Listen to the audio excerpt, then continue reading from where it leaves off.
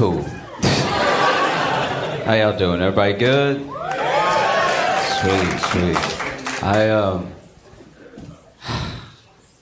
was reading this news story from Australia where this woman has finally been charged in connection with the death of 3 people. She's been charged for murder of 3 people who died after they ate lunch at a lunch party she threw. And when they arrested her, she was like, how am I supposed to know what's poison and what's not poison? You know what I mean? Like, it could be anything. Why couldn't the meal be so good that they died? Did anybody think of that? And the more that I read about the story, it was baffling. So it turns out just about everybody at the lunch party were her ex-husband's relatives.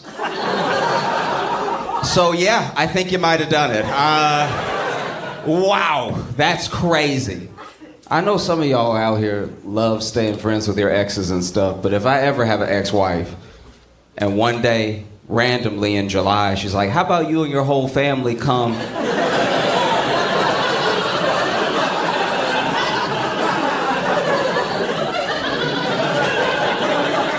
and eat a meal I cook while I watch?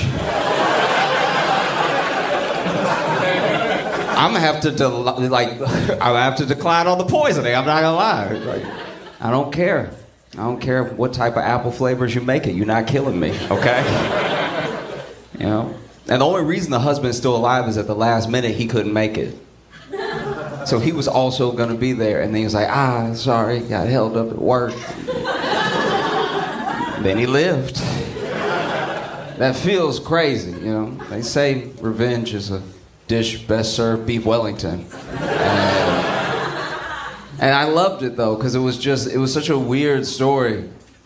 And then imagine your alibi being like, y'all know I can't cook. Like, what is your plan here, man?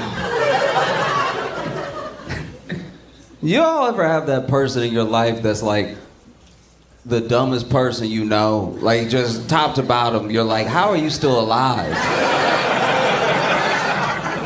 You know what I mean? You just won't even understand how they function. You know, it's like, you made it this far, and yesterday couldn't have been easier than today. How do you keep racking up days consecutively? I know a dude that, I won't even call him a friend. I know a dude that is the most unsuccessful drug dealer I've ever met in my life. This is absolutely astounding. How do you fail at selling drugs to people who very much want drugs? Like, they would like drugs very much until they meet you. That is crazy. What kind of bad vibes are you putting out that someone on crack is like, you know what? I'll wait. That's insanity. How'd you take the urgency out of drugs? It's truly wild. I've never seen anything like it. He honestly cleaning up the streets. Everybody he tries to sell to don't want it. I'm like, you making the neighborhood safer by the day. You really need to work for the DARE program or the police. Somebody where you can make money by being bad at what you do. It's astounding. I told him, I was like, you need to do something else with your life. This is clearly not your calling, all right? You know, because when you're good at selling drugs, if you're good enough, they'll make movies about you. They'll make TV shows about you. His movie would be 8 minutes. It would be him haggling for the price of meth with somebody and then them being like, you know what? Keep it. And then just walking away. I told him, I was like, you need to do something else. And he got all defensive. You know, he was like, you putting it all on me. It's not all me, you know? This dude actually said to me, he's like, can I borrow a couple dollars till I get paid? I'm like, there's no payroll. Like, you sell drugs and you'll be paid. I'm not giving you money, because then you'll literally have to pay me back with drug money. That's insane. Now I'm part of the operation. I don't want to have anything to do with this. He's always so defensive, like, you putting it all on me. It's not all me, okay? It's this economy. I'm like, no, you don't get to say that. No one smoking crack is saving up for a house.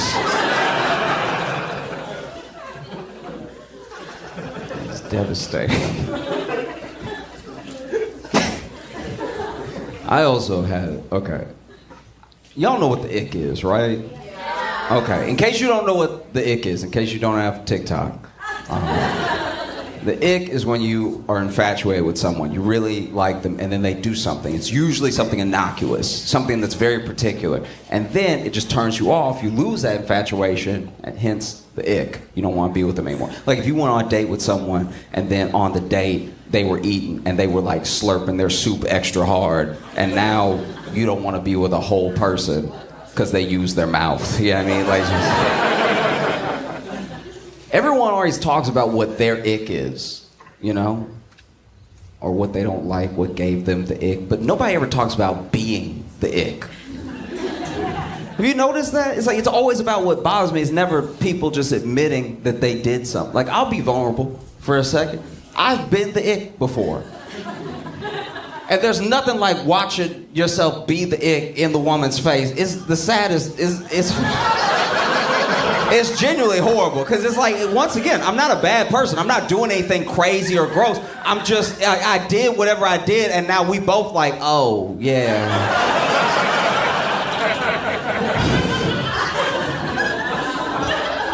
I'll give you some examples. I used to live in Chicago, right? And when I lived there, I was, my life was not great. I don't know, I was very broke. I remember I had gone on this date, and the date was fantastic. We had a great time. She even came back to my place. We're sitting on my bed. She's clearly going to spend the night. It's definitely about to happen. But I had work in the morning, so I just wanted to make sure that I had set my alarm for work and that I plugged my phone in so it didn't die, right? But the way that my bed was, the plug for the outlet was slightly behind the bed, okay? So now I'm trying to reach and plug it in, but I'm also trying to maintain this eye contact, this vibe that we have going. So now I'm trying to plug it in, but I'm not looking and I can't find it, right? And so I'm just watching her slowly get more disappointed as I'm trying to plug this in, and I can't, and I'm talking my game too. I'm like, I'm tearing up, girl.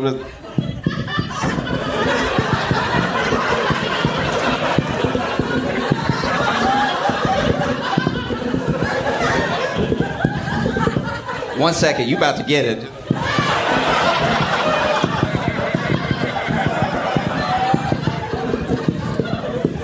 At one point, I think I even said, "Come on!" And it just killed the vibe. It really did, because you just looking at me, and she didn't say it, but you could see on her face, it's like, you're not too good at plugging stuff into sockets. That's not good foreshadowing, you know what I mean? I think let's just watch a movie or something. And I'm not gonna lie, it took me a while to get my confidence back up, you know? It took me a while to get my life together.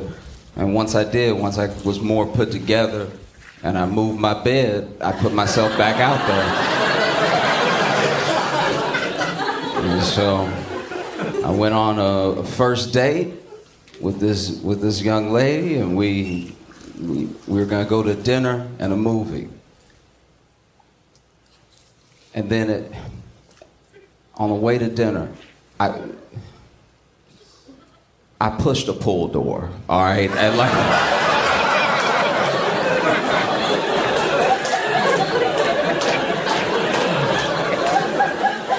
and there's no quicker way to look like you have an iron deficiency in front of a woman than to push a pull door. Because I had overcommitted, because I'm trying to be a gentleman, right? I'm trying to open the door for her, let her walk in first and everything. So I gave a little push. That we were talking, I gave a little push. I was like, maybe it just needs extra pressure. So I leaned into it a little bit more, and when it wouldn't budge, I was like, maybe I need two hands. And so now so now I'm square with the wall, right? And I'm pushing. And then I had pushed so hard that I started slipping. So I was sliding down as I was pushing. And right when my forehead hit the wall, like hit the door, I saw that in little print it said pull. But who puts pull in fine print? That's crazy. And so I opened the door and she walked in. She was sweet. She tried to ignore it and everything. But then went to the movie and I pulled a push. And like this one, I didn't pull as long as I had pushed the other one, so it wasn't as embarrassing. But it's just like I really tugged hard. Like I didn't put my foot up on or anything. But I was just like, I tugged hard. Your first date is supposed to be you getting to know a person. You know what I mean? And so now I could tell I gave her the ick because we were having a good time outside of those two situations. But then she was like, in her mind, I think maybe she was like, he's sweet, but he don't understand doors. And it's like, how do you?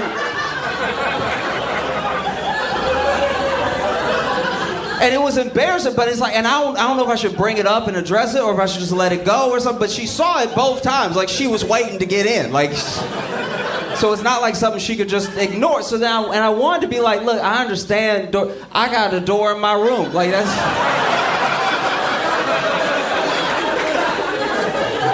But then she was looking at me after like when we went in the movie, like the rest of the day, she was looking at me like I was slow. And then I was like, I got a door in my room, which does make me sound slow. Like just, I got a door in my room. Like that sounds crazy because it's like, am I talking about a closet or am I talking about the door to my room? And it's just, it was devastating. And I get it. Like, I understand from her perspective, because she doesn't want to be out here dating somebody that she gotta look out for. Like, I get close to a door and she gotta be like, it's an innie. Like,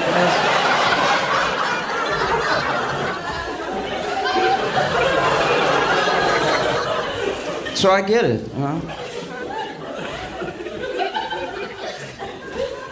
The worst one, absolute worst one was months later. Okay, so I used to work at a grocery store, right? And I was working one day and I slipped on some Rogue juice. And so it was a spill in the aisle. I slipped on juice and I fell on my hip. And I fell like that. You know when somebody take like an old fall? Like, you know, like that fall where you like, grandpa got one left. Like it was like that level fall because I fell on pure hip. It was like hip bone, right? And so I was all bruised up and hurting and everything, and I was like limping for some of the day. And then as I was healing up, because I didn't have health insurance, so when you don't have health insurance, you like, I think I just live like this now. You know what I mean? Like because by the next day I was healing up, but my hip was clicking, right? And so it would click whenever I would walk, and when I would sit down, that was 3 clicks right there. And so it was clicking nonstop. And I didn't have health insurance, so I was like, I think I'll just click now. I think that's just a part of who I am as a person. And so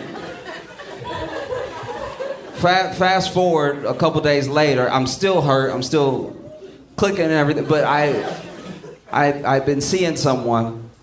And this was going to be the first time that we hooked up, and so we're about to have sex, and we start having sex, and I'd gotten so used to the clicks that I wasn't really thinking about them anymore, right? And I had been healing up, so I was like, maybe I don't even click like that. But then we started, and I didn't realize I click on the in and the out. Like I'm clicking nonstop, and it's loud too. It's so loud because I didn't put on any music, so there's no Miguel, there's no R&B to hide behind. It's just the clicks is all you can hear in the room. And I left my bathroom door open, so now I'm getting click echo from because it'll click in the room and click in the bathroom, and there's a click back, right? And I'm trying to put in work, so I'm sounding like a horse on cobble. Like I'm like truly nonstop because I'm really trying. I'm trying to make a good impression. This is our first time hooking up, so I'm like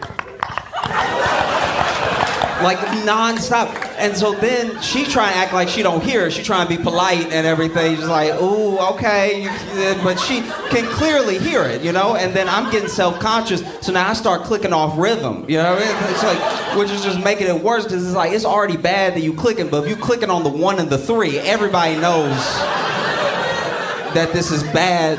Now, you know what I mean? And so then I was like, she was like, are you okay? And I was like, yeah, I'm good. How you doing? How's it for you? And she was like, we should talk. And I was like, all right, that's never good. And then And then we sat down. She's like, "Are you like okay?" I'm like, "Yeah, no, I'm fine. I just fell. It was some rogue juice in the aisle, and I fell." And then she was like, "Well, how about we try me on top?" And so we did. And then that did not help at all because now it was just it was louder clicks because it was more pressure, right? So now it was like it felt like it was her clicks. You know what I mean? Like now she sounded like a full Paul Revere, right? Like because she was riding me, but she's also like non-stop, and it was devastating. It was so bad. And that's the only person that's ever ghosted me where I was like, I understand. I get it. I think I even texted her afterwards, like, hey, I understand. Like a month after she stopped hearing my text message, I just texted her one last time, like, I understand. Like, it's horrible. I don't know if y'all saw the news, but the orcas are at it again. Orcas, if you haven't seen it, the orcas, killer whales, are out here sinking yachts. They just ram in the yachts until they sink and everything. And who would have thought that the orcas would be the ones to step up? Like, yeah, I mean, like, rich people just be rich in our faces all the time on land, and then they went into the water, and the orcas were like, not my hood, dog. Like, crazy. I wish orcas had thumbs so bad, just because I would just want them to throw up gang signs with their fins. All day. The most recent one was this yacht that was going through the Strait of Gibraltar, and these orcas attacked it for 45 minutes, which must be terrifying because, like, I would hate to get killed by an orca because it's like their echolocation, the noises that they make are so close to dolphins. Like, just imagine you being murdered in the water and all you hear is like, ah!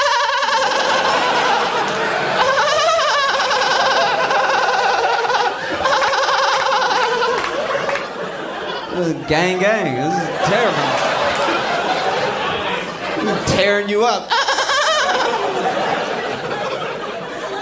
It's horrific, you know? But they rammed the boat for 45 minutes, and then finally it started to sink. Now, I was reading more about the story. It turns out there was no rich guy on that yacht. That yacht was just like in transit. So then when it capsized, the crew was who was in danger.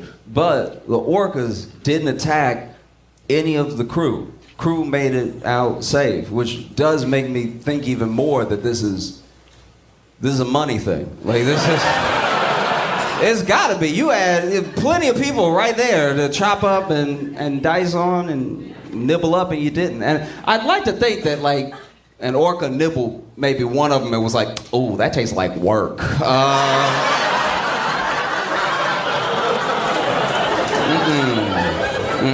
I need supple. That workman meat too tough. You know what I mean? But y'all been amazing. Thank you so much. Hey friends, I have some great news for you. So this week, I'm going to be hosting The Daily Show for the very first time. I'm hosting tonight, tomorrow, and Thursday. And this show has meant a lot to me for a long time. I started there as a writer in 2017, and I've loved it ever since. I've loved the people, I've loved the process, and for the first time, I get to sit behind the desk. And if you've ever wondered what the show would look like through my lens, well, this is your chance to watch it. And I just want to say thank you, because this is in no small part because of you, because of this community, because of everything that we're doing on this channel is a lot of what led to this opportunity. And so I appreciate you very, very much. And if you are inclined, if you're in the area, go ahead and watch Comedy Central live or on the Paramount Plus app. There will also be YouTube videos of clips of it dropping as well. But thank you so much. I hope you enjoy seeing me host. I have some amazing guests, and I'm excited to bring the show to you in the best way that I can. And I hope you enjoy the video this week. Bye. Please make it loud for Josh Johnson!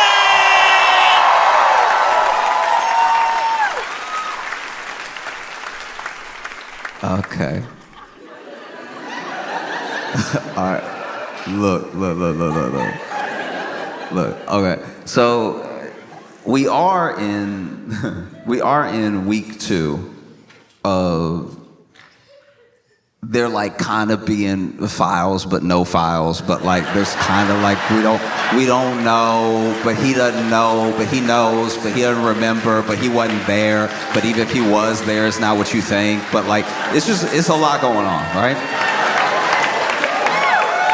And so with everything that fell out with Trump last week, now you have people being like, release the Epstein files, release the Epstein files, release the Epstein files, right? And in prison is Ghislaine Maxwell. Now, in case you're not familiar, Ghislaine Maxwell, like one of the central people to this case, she trafficked for Jeffrey Epstein, right? And she is still alive somehow, and in prison, okay? Yeah, so she's still alive in prison, right? And she actually got 20 years for her part in this trafficking. And so now with Trump calling Epstein a hoax, there's been a lot of, how do I put this? There's been a lot of unintelligible takes on if he's saying the entire thing is a hoax or just his involvement is a hoax, or no one can really tell. There's not a lot of like centered messaging on what is supposed to be the narrative here. And because of that, now you got Ghislaine and her lawyers from prison being like, oh, well, if it's a hoax,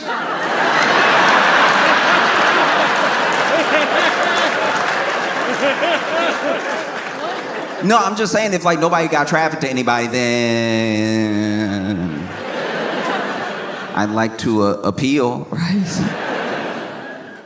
And then there's people that are like, the client list, we need the client list, we need the little black book, we need the client list, why won't they release things? And then you even had Democrats saying in the House, like, we want to release the files, and they put it to a vote, and Republicans voted to block that release. And they voted to block that release, they said, because, oh, it was part of another bill and it would have passed a bunch of stuff we don't want to pass. So then a bipartisan group went out and they were like, now we should vote on this, and it's Epstein stuff only, right? So everyone's like, release the files, right?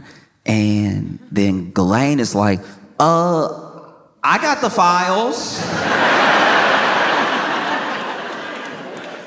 I got them in my head. Like, I'll tell you right now, which is such a crazy thing to me to watch. If you've been watching this whole thing take place, Ghislaine got arrested in like 2020.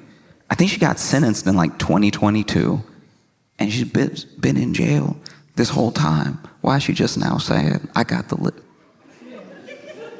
It feels like when your boy who like really thought he was gangster finally goes to jail and gets like the first roach in his sandwich, and he's like, I'll tell anything you need me to know, like anybody, if you have any questions, I will answer follow-up questions, just please get me out of here.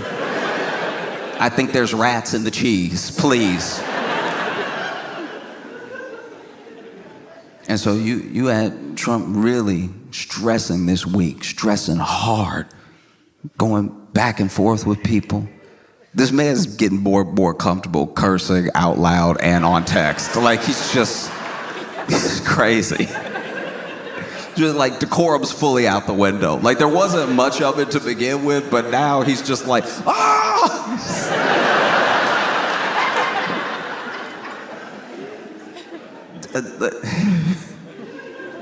And this is the other thing that trips me up, is that they're throwing everything they can in front of this like Epstein monster, like Pac-Man, right? Let's just throw this while we run away. And they never admit that Trump isn't doing well in any way, ever. And then they came out saying he had chronic venous,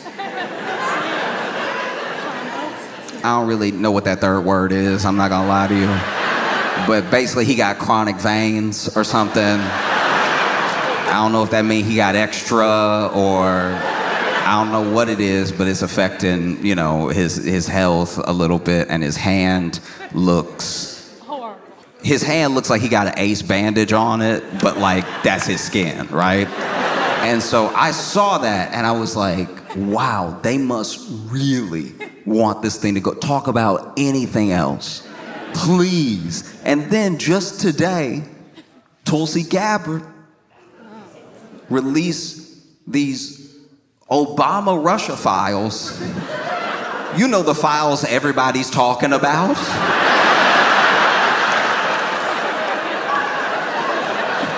You know the files that just last week were like, when they gonna release those Obama Russia files?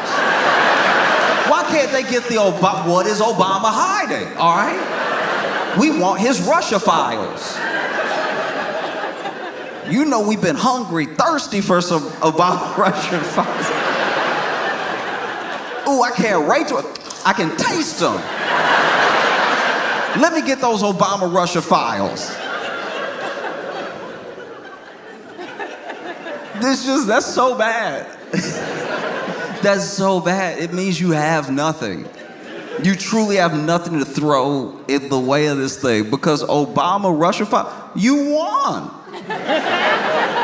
You won in 2016, you won in 2024. I haven't read the Obama Russia files, admittedly. I haven't read them yet.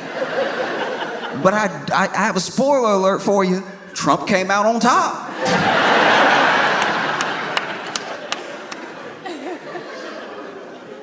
And he over here stressing when he could have just done nothing.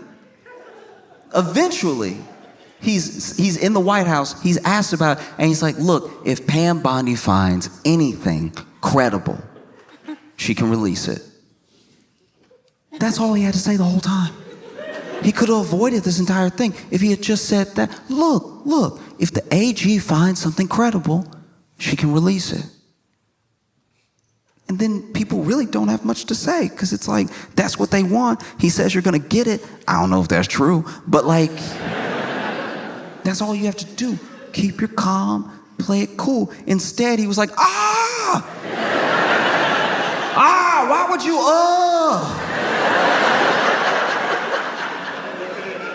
And it's because he felt caught. And the only people who within this week have been as caught as Trump and reacted as badly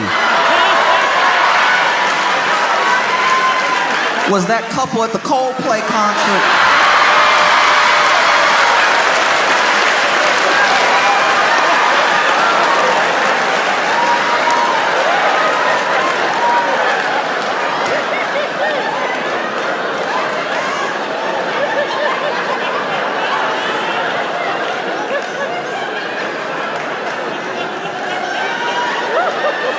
I thought I was shocked when I saw like Trump's Epstein files tweets, right? This thing, the clip is about 14 seconds. I've been watching it for 20 hours.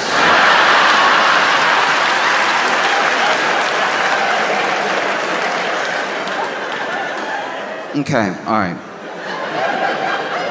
In case you haven't seen this, it's a Coldplay concert, right? Coldplaying. Coldplay doing their thing, all right? Being colds.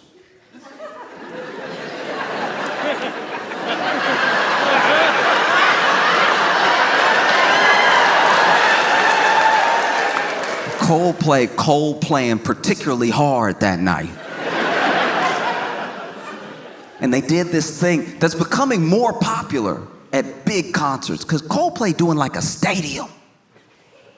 And there's a thing that you can do at a public event, like an entertainment event, whether it's sports, whether it's music, whatever, where you can put out a cam into the audience. And I don't know how to describe it, but when you do that, it does make the entire thing, as big as it is, feel more intimate.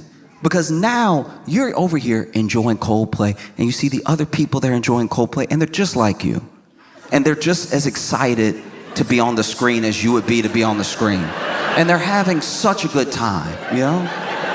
And so you're like, this is amazing. We're all here together enjoying this thing. I genuinely like those cams because it reminds us that we're all doing the same thing, having a good time.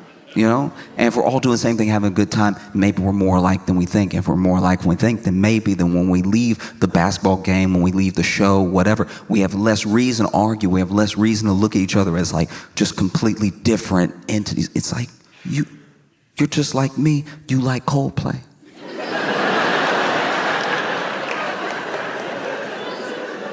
You know? And I'm not, you know, a big enough act to do like a stadium or anything like that. I don't really have screens at my shows and stuff, but I heard that the CEO of the largest tech firm in Louisville was here tonight, and so I brought a cam out tonight if you want to.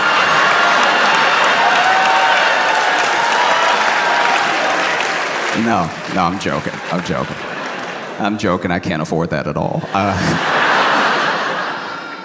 No, but if you didn't see the clip, is basically Coldplay throwing people up on the cam and having little interactions, or like playing a little something just for them, or just commenting on how sweet people look. And they're going, people, and then they go to this couple. It's not just any couple. They go to a couple holding each other Titanic style.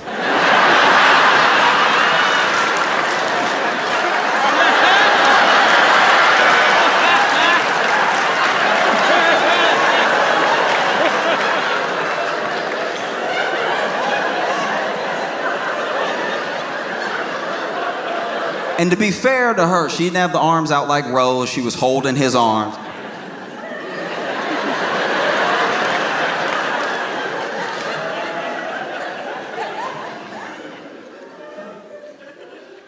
And then Chris Martin is like, look at this couple. And I don't know, okay.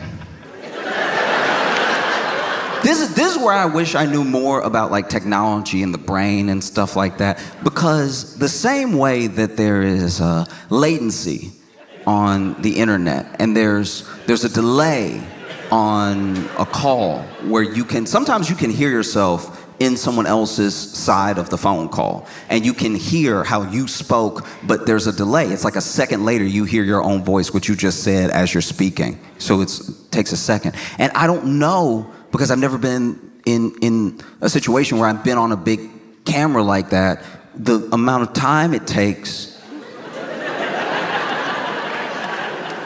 your brain to register that that's you that you looking at. Because they're over here, Titanic style.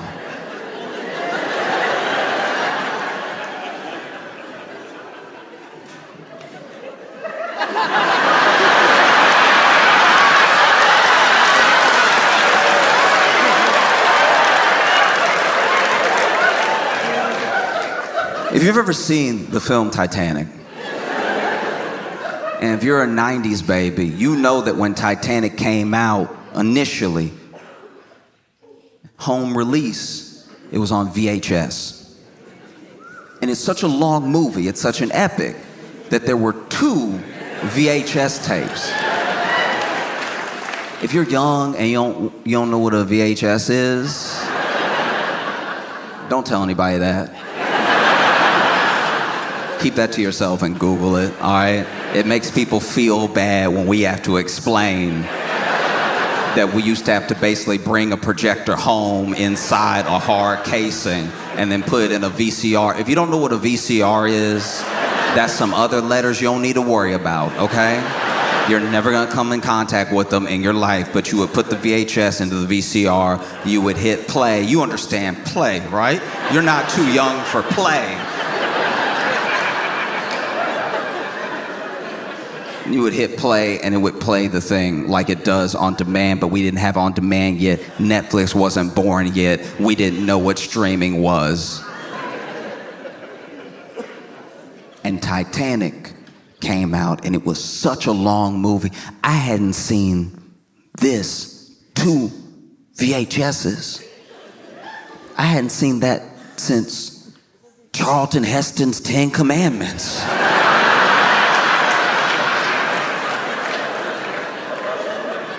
If you're too young to know what Charlton Heston's 10 Commandments are, it is also a film, but that film is almost as old as the people the film is about, all right?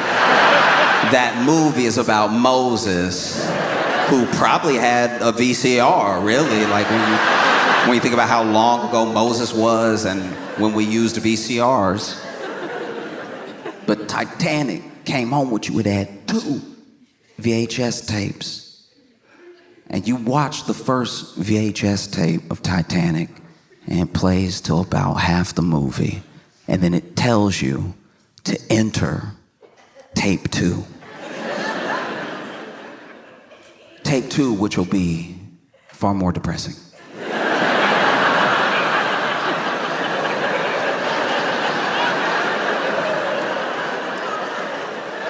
If you were like me and you shopped at a lot of like thrift stores, sometimes when you go to a thrift store, you don't get to get the thing the way it was intended when it was sold. You might go to a thrift store and buy Titanic and think you got all the Titanic in one VHS tape. And then bring Titanic home and watch Titanic, but you only watch tape 1. And so you don't even know that there's a tape 2 until the end of the VHS where it says insert tape 2, and you don't have it. So you're like, all right, I'm just gonna have to settle with what I got, which was a very sweet story about 2 people who met on an epic adventure. I think I'm willing to leave it there. And it's not until years later you find out the horror that is Titanic Part 2. Part 2 where everything going awry.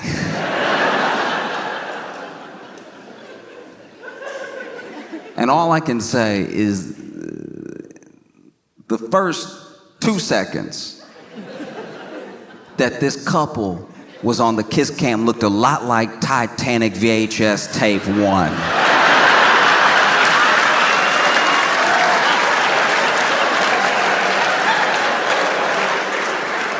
And then when they realize that they are the camera, it looks a whole like Titanic VHS tape 2. Honestly, they look like they on the Titanic. When about tape 2 takes place. And so you see them.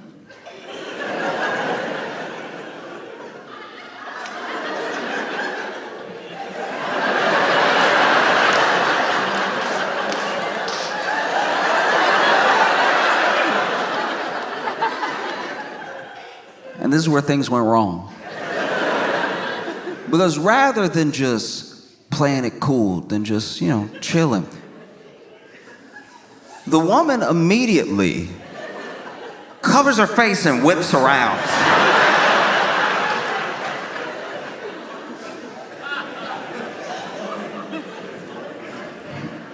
Okay, all right, look, look. Don't judge, okay? When I was a kid, there were kids in my neighborhood who went a totally different direction than I did, right? And sometimes I'd hear about them, and you especially hear about them if you stop seeing them around. And I quickly got used to the idea that if I hadn't seen somebody a long time, they probably didn't just move away. They may have been locked up. Something may have happened to them, right? And There was a kid who was nice enough a few blocks down. Sometimes I would walk to work in the morning, and it was a long walk. And I would pass his house, and sometimes he'd be out front of his house with people. I'd say hi, they'd say hi. We weren't like close or anything. And one day when I was back home from college, I went to this hookah lounge with my friends. And at the hookah lounge were the guys who I used to pass by when I was in high school, working that job, running every day to work. And I asked them where, the fourth was, the dude that was usually with them. And they were like, oh, yeah, no, he doing a little time. I was like, what happened? And they were like, well, he ran up in this store to rob it. And, he had he was pretending to have a gun and everything. And not only did he not have a gun, the store clerk wasn't scared of him.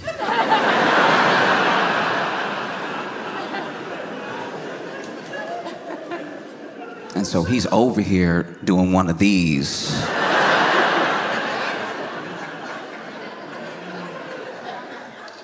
Let's talk about this real quick.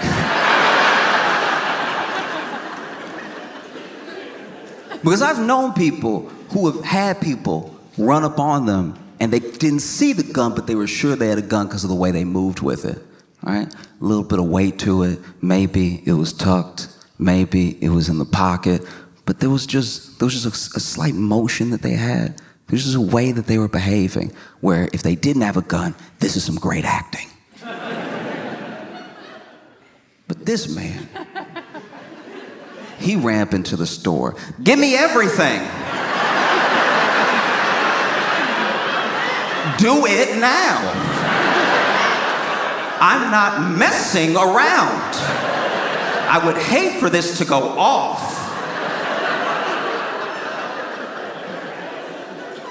And so the store clerk kept his cool, and he was like, no. He's like, what do you mean? I am armed. Ready to kill.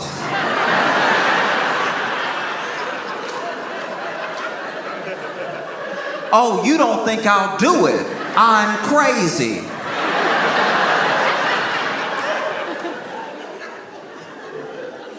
And the store clerk, apparently, according to their story, told me, I don't think you'll do anything because... And he points up, and he looked up at the corner, and he was on camera without a mask. And so apparently he went,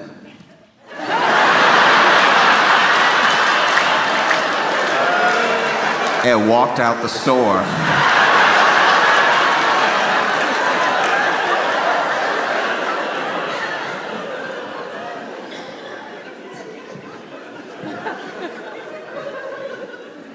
I understand the immediate reaction to want to cover your face when you realize you're on camera. But don't do it with your fake gun hand.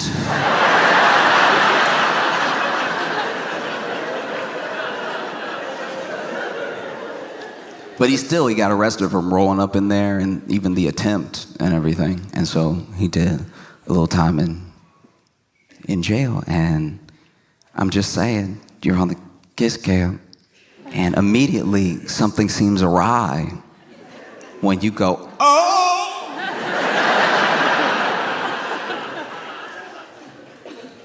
And that by itself wouldn't have actually been that bad. No, I'll tell you right now, this is what I firmly believe. I truly believe this from the bottom of my heart. I think that obviously, there's something up when you see yourself on the cam and go, oh, and then you turn around. But, like Chris Martin said, later in the video, maybe shy. Maybe you're shy. And if only one of them had reacted badly, If only one of them had reacted badly, they might not be in this situation. But she went, oh! And then the man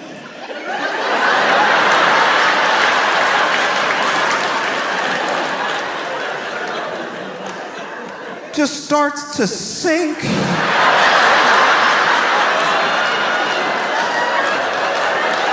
Where did he go?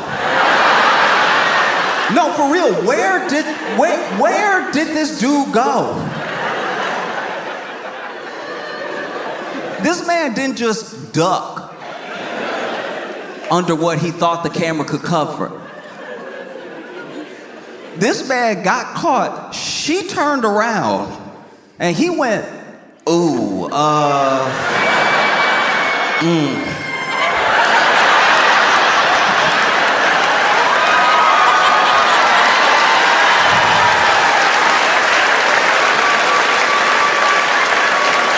But like, where did he go? Like, truly, where was he? He never comes back. Did he open a portal? He might have been in an abyss. This was one of the crazy, because then he's gone and then she's just standing there. And in my head, I'm like, I don't know where their seats are, but it seems like he jumped. I was crying. This man went under everyone, I suppose. Fully disappeared. And then Chris Martin went, either that couple is really shy or they're having an affair.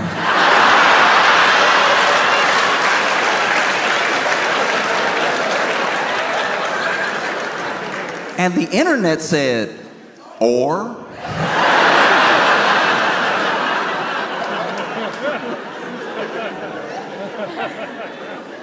No, that's an affair, dog. Tried to be gracious just in case, but no. That was wild, and then we didn't know it yet. But there was another woman off to the side that presumably knows everything that's happening with them. And wow, people find out quick. The internet works quick. Internet was like, I got all night.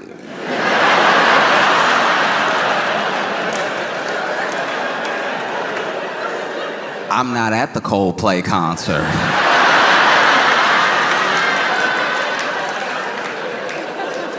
And within hours, people found this dude's name, where he worked.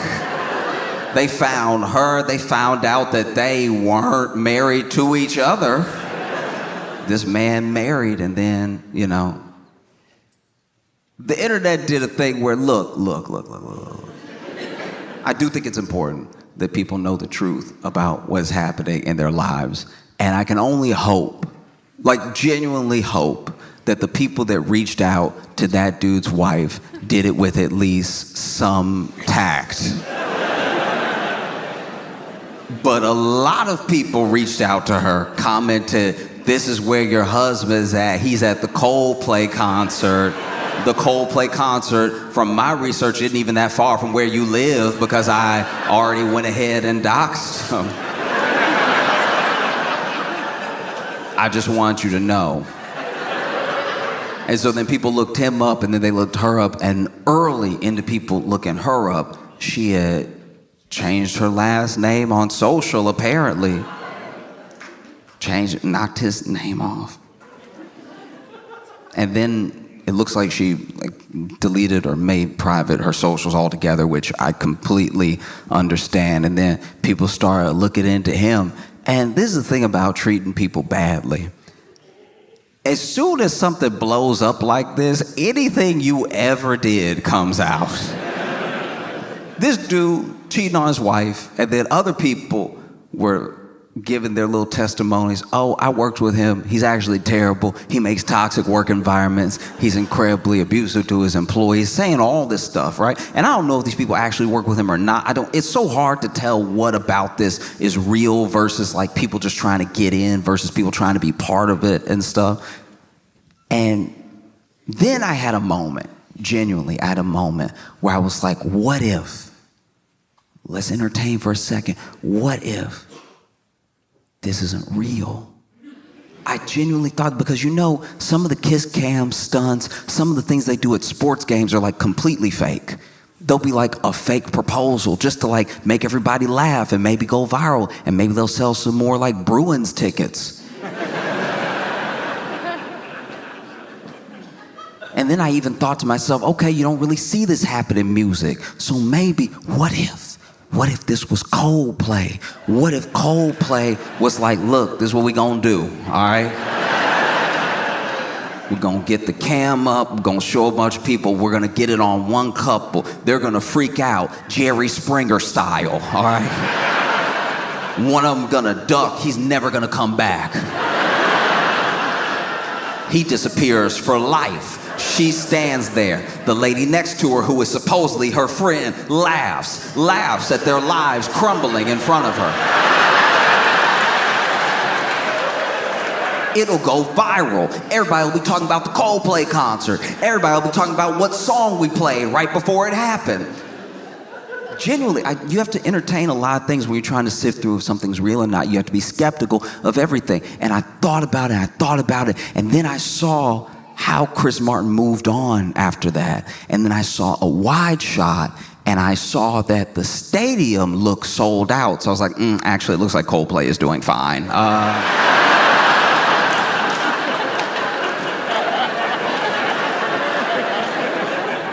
That theory is in the dirt. This looks very real. And then I thought about the company. Andy, his name is Andy. Andy works at a company called Astronomer. I had never heard of Astronomer. I don't think anybody was talking about Astronomer 2 days ago. So then for a second I was like, what if? Astronomer, a tech company, hire Coldplay to do a stadium show. Coldplay does the stadium show. They have all their fans there. The fans don't know that Coldplay's getting a little bit of money on the side for what's about to happen, and then they throw the camera on the CEO.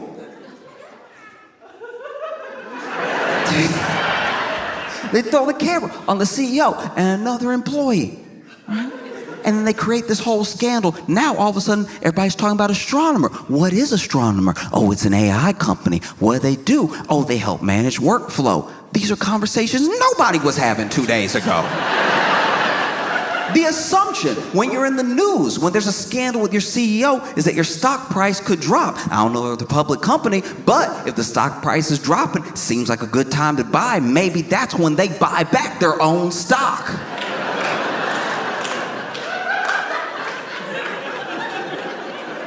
And then as soon as I was sitting in my room thinking all this, I was like, I think I've been too deep in this Epstein thing. Like, I think that maybe I have a problem. And I just it's really changing how my brain works. And then there's the fallout of this dude, not only is he caught cheating in front of thousands of people, in front of the internet, but also we find out he's a CEO. We're not gonna find much grace there. People aren't really fans of CEOs right now. And then on top of being a CEO, he's a billionaire.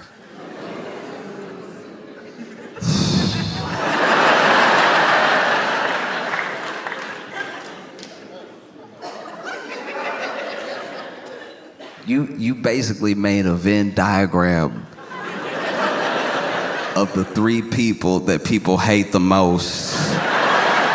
and it's a circle with your name in it.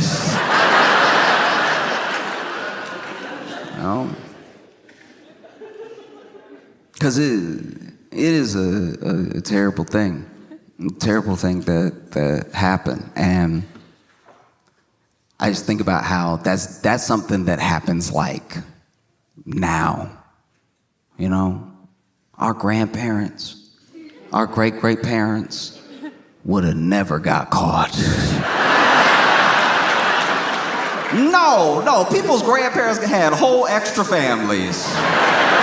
And as long as you were willing to be a gentleman about it and really take care of both families, they never met. You know, you went on your family vacation with one family beginning of the summer, family vacation with a second family at the end of the summer, because there used to just be more affordability in the US.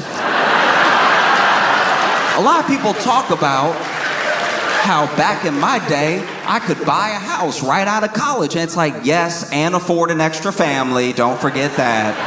I've talked about this before. I've known people growing up who had like that thing happen, where the granddad, they have like cousins and like half brothers and sisters because of what the granddad did back in the day. And he was doing that on a job that doesn't even exist anymore. That's how much things have changed. This man had 2 whole families as a traveling fork salesman.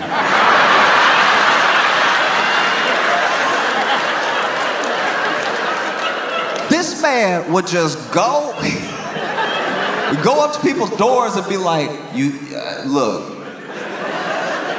eventually in your life you will come across some spaghetti. And when that happens, you'll want to be, he's selling it like life insurance, you're going to want to be ready when that spaghetti is in front of you, all right? You don't want to be sitting here like a fool with a knife and a spoon. You want to be ready with that spaghetti, all right? And how you get ready? My forks. I got the best forks. My forks can do anything. I got fine dining forks. I got regular forks. I got the nickel forks. You know those forks made of nickel they'll never rust because they're always kind of rusty. If you need forks, I can get it right, all right? Got all types of forks. I got the 4-prong, I got the 3-prong, I got he bad at counting. And then people let him in. He's like, looking at this, what was it, two bedroom? Two-bedroom house? How many kids you got? Oh, you got 3 kids in a 2-bedroom house? You're gonna need at least 16 forks. Made his living selling forks. One day, somebody opened the door for this man and he's immediately smitten. Oh, hello. She's like, yes, how can I help you? He's like, oh, I was trying to, I had this briefcase where I was trying to like fork you, like I just want to, I was no, I'm trying to give you fork. I mean, I'm trying to sell you forks. I sell forks. My name is John. And then she lets him in. And they get to talking about forks. And then about other things. And he doesn't tell her he's got a wife at home. And they start an affair. An affair where maybe she knows about the wife, maybe she doesn't. But then things grow. They feel like they're in love. They're like, let's get married. He marries her. Now he's got 2 fork families to support. Now he's got to sell forks harder than ever. He's got to go to as many doors as possible because the kids need braces. All of them.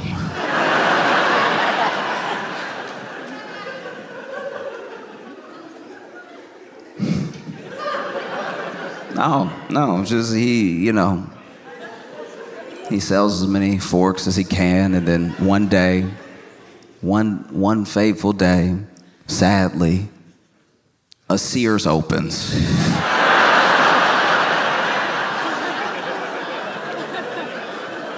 He's out of business immediately. If you're young and you don't know what Sears is,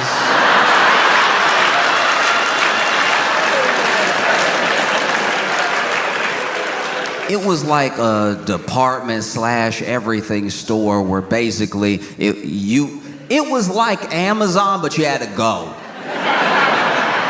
There was no click. You had to leave the house to go to Amazon, and then you had to go put everything in your cart yourself, and then you had to buy it yourself. It was like working at the factory at Amazon, except you just grabbed what you needed and you left. But then one day Sears opens, he realizes he's ruined. What else is he gonna do? He's only good at selling forks. You know? And so he has to sit his family down. Be like, look, I'll be right back, I'm going to get cigarettes. And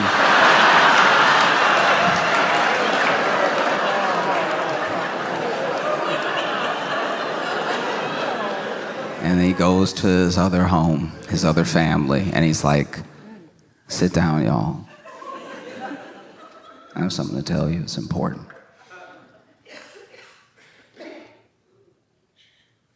I have to go get cigarettes. And then he would go off and he'd have his own life, and he would die with a lot of life insurance, and then the two families wouldn't meet each other until it was time to collect. And that was the gentlemanly way to cheat in the 30s. All right?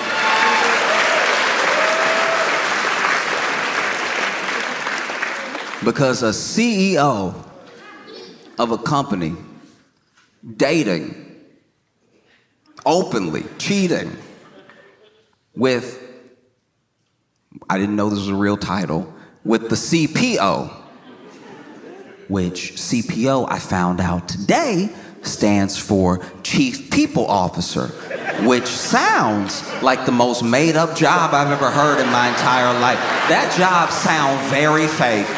Chief People Officer sounds like what you say at Thanksgiving when you go home unemployed, knowing that your brother is a doctor and your sister's a lawyer. I'm the Chief People Officer. Oh, and I'm Master of Business. That is crazy. I know it's a real job, I know it's a real title and everything, but just, you could have named it something else. To say that you're in the C-suite, just Chief People Officer, really sounds like it was not on anyone's mind before the name came out of their mouth.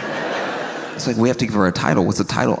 She's head of HR. No, she was already head of HR. She got promoted. What is she over again? HR and personnel and hiring. It's like, okay, Chief People Officer? I don't know. No, it was crazy. Crazy. And now it just recolors everything with that company. Now they're probably having an investigation right now. You know?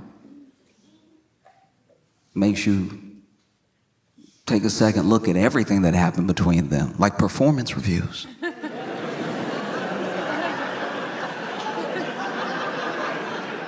Apparently, in one of the performance reviews, the CEO said that the CPO, this is what I read, this might not be right, because everybody talking. But apparently the CEO said the CPO had deeply extensive and impressive knowledge. And that's nasty. That's, I know what he's trying to say. That's, no. That is inappropriate, if anything. I hope they take you down just for that. That's unacceptable. You know? You shouldn't do things that you know are wrong. And I think when you get caught, it's also important to know you're caught and to handle it as best as possible. And I think that as far as that kiss cam couple goes, the only way they could have handled that thing worse was if they had held up signs that said there are no Epstein files. Like,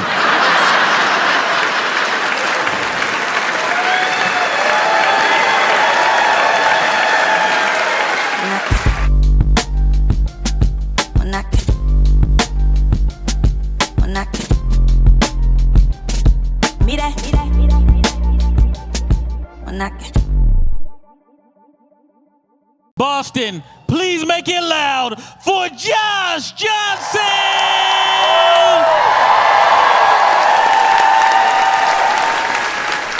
I saw where the lottery, at least at the time that I'm speaking, has worked its way up to $1.8 billion. That's a lot. It's so much you wonder, should I? Absolutely. That's how they get you.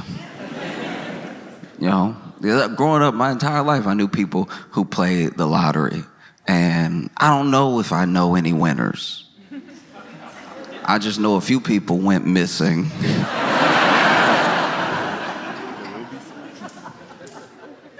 And like hard missing too, not even a funeral. Like,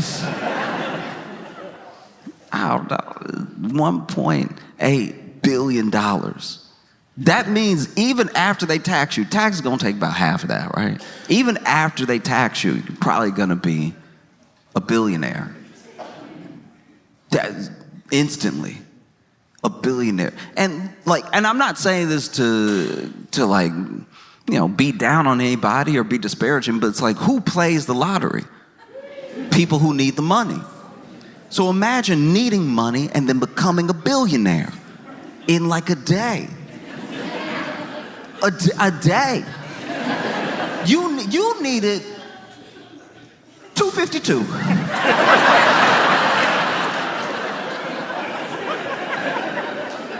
You had rent and a car note, and now you're a billionaire. A billionaire. You gotta capitalize the B. It's $1 billion. Even if they get you real good, even if they tax you to death, you're still high millionaire.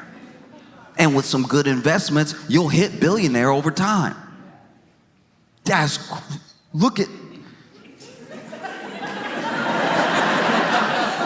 I don't think y'all understand. This is the thing, we think we understand what billion is because billionaires keep playing in our faces. But we have no comprehension of how much money that is because we're people.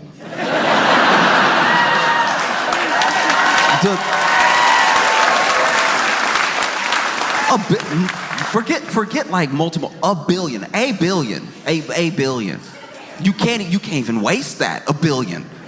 You can imagine, I had some bad investments. $1 billion's worth of bad investments? That's enough to topple a small country. No, because I look at the billionaires of the world and the high millionaires, so almost billionaires of the world. And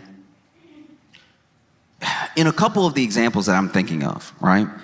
If you make it to billionaire status, whether it's through valuation of your country or your company, or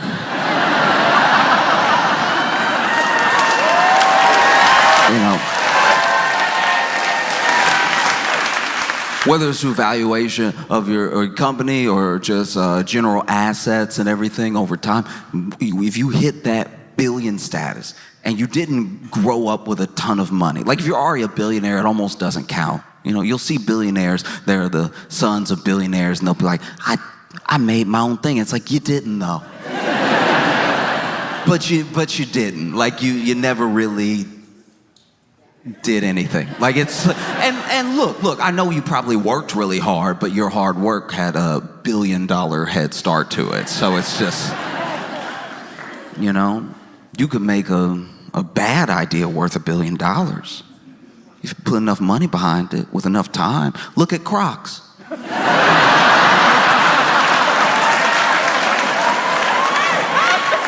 And look, that's not me. No, look, that's not me just dunking on Crocs for the sake of it. I'm saying as a shoe, you are so unprepared to go into the world. Every time it rains, you kind of feel it. I've had so many fights with my friends over Crocs, and it's not about the Croc or the design or whatever. It's about the fact that it's a Swiss cheese shoe. The holes make it a shoe problem. It is not like okay, I live in New York. And we have far too many. I don't even know the number. We have more, I believe, rats than people. I'm pretty sure there's probably 10 million for every 2 people in New York. And one time I was walking with my friend who had Crocs on. Ill-advised, especially in New York. If you want to wear Crocs in like, I don't know, like a beachy town, go ahead. Be comfortable. Let your feet breathe. Wearing Crocs in New York City, wearing Crocs in New York City is like wearing a shirt that on the front and the back says, "Please rob me." That's the level of prepared you are to go out into New York City when you're in Crocs. My friend was in Crocs, and we were just walking down the street, okay? Just nice little stroll, having a conversation. And then, as you would expect when you are walking in New York, as it is almost law when you are walking in New York, a rat ran across our path. Some people have to deal with deers in the road. We have to deal with rats on the street. And this rat running across our path judged it wrong. Was a little late. You know, usually when you're walking in New York, a rat will run across you real fast up ahead. This rat must have had some hesitation. You could tell this rat was like, okay.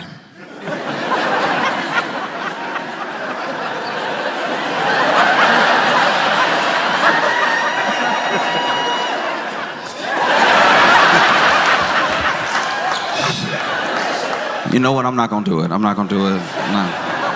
not gonna do it. Actually, no. You know what? I can do this. Let me get. Ah! And then it ran across our path, but by the time it ran across our path, we were at our path. And this is upsetting. Sorry if you're eating.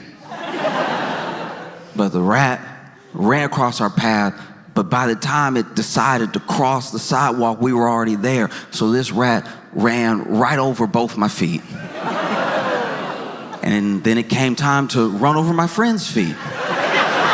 My friend in Crocs. And this rat looked exactly like, you know, with football players doing that spring training with the tires over here.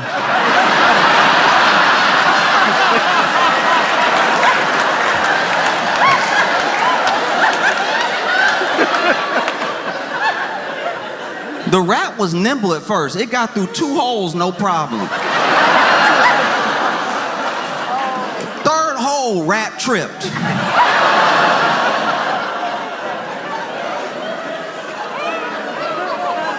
Animals don't trip like people, you know what I mean? People might trip, be a little embarrassed, but we get up and we know we have a day to continue.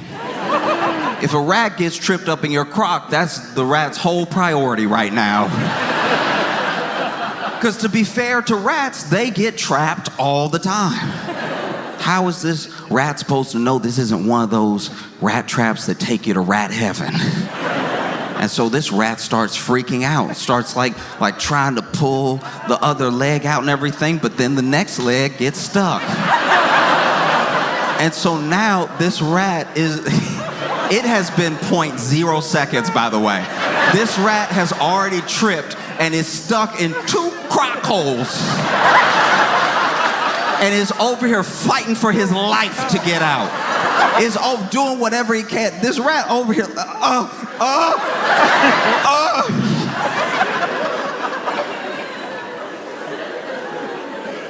And look, I'll be honest with you right now, I don't even know if I imagined it, but I swear I heard it. I heard where the rat got free, because I heard the little pull the little foot out of the crock hole and then ran away. And then my friend who had just been defending his Crocs had the nerve to be like,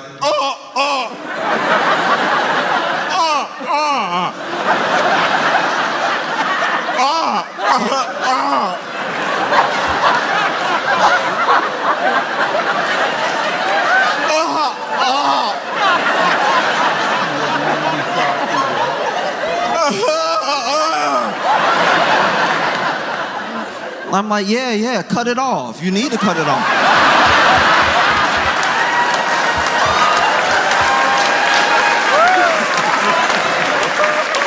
Ran over my foot too, but look at me.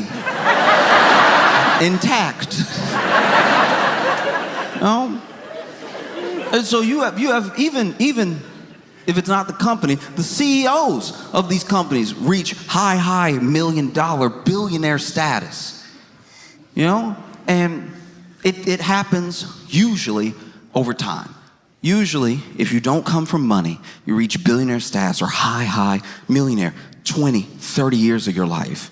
And being a psycho as well, like working 80-hour weeks and like just doing crazy stuff. And sometimes you get to get ahead because you cut some corners or you cheat some people or whatever it is. But then when you turn around and you have this like multi-billion-dollar valuation, you did it. And it took all that time, but like you're 30 years removed from when you started. These billionaires, these millionaires, the ones that don't come from like extreme wealth, takes 20, 30 years of your life to get that money. And look how evil they are. I can only imagine. I can only imagine what happens if you get it in a day. Look. For any amount of lottery winnings and for any amount of like money, when you dream about money, that's what we do. Someone's like, what would you do with $100 million? And you might even have a list already. What would you do? And you think you know what you would do. And I'm not even saying that people are lying when they say these things. I believe that people really believe this is what they would do with the money. But then you're a billionaire in a day. Nothing can prepare you for that. Nothing can prepare you for that much money being that much power in a day. I don't know, like, I know what I'd like to think I would do with that much money. Because the amount of money that you've been living on is the amount of money you need to live. Right. Like that, like, I know that in the US, like in America, that's like blasphemous to say. But it's like, even when I was broke, the amount of money that I had, which was not enough, was somehow still enough because I'm not dead. You know what I mean? And so obviously people need to get by. People deserve a higher quality of life and everything. I'm not saying this to say that if you're barely scraping by, that's all you need and be done with it. I'm just saying that sometimes you can get in your head, especially when you get a little more, that you need a bit more, and then you need a bit more, and then you need a bit more, to the point where people around the country who make six figures say they don't feel rich, right? And some of them making the high six figures. They've done studies about this and about why your brain never turns to rich when it's you and it's over time. You'll see millionaires say, well, I'm comfortable, but I'm not like rich. And then you're glad that it's through a screen, or else you might.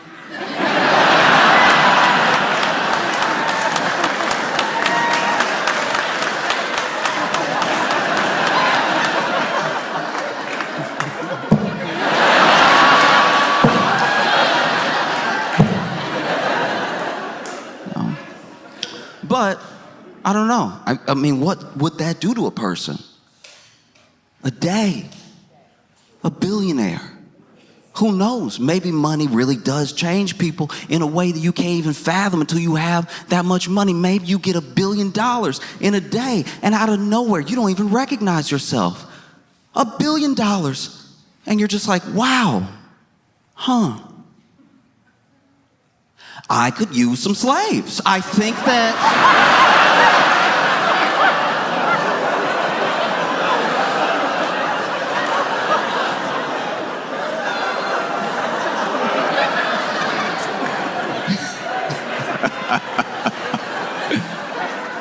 Look, I don't know what makes you so evil as a billionaire over 30 years, but I can only imagine it's exacerbated when it's overnight. Like, I can only imagine it becomes instant when you get the money instantly.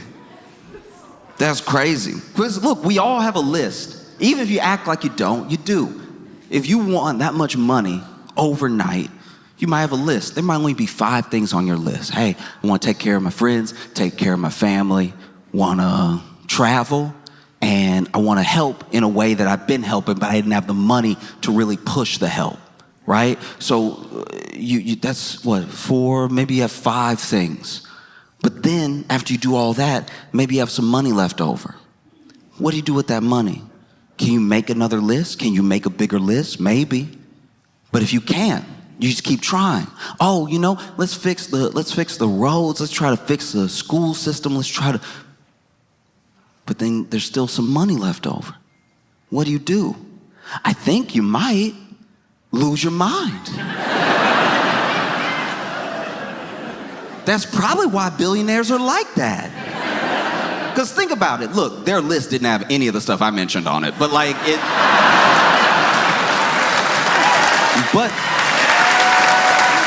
even though it didn't, it clearly had things that they cared about, whatever those were. And maybe they were only related to their company. Maybe they were only related to more business and getting more money. But even as those things got checked off and you tried to keep up with a list, you tried to make more goals and you were meeting the goals as fast as you were making the goals and everything. And then everyone around you is a yes man because they want some access to that money because they're also trying to climb, right?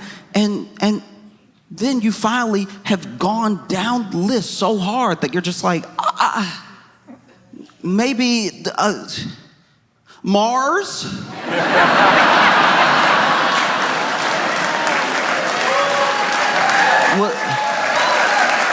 What about Mars? Mars would be cool, right? Like, Mars would be dope.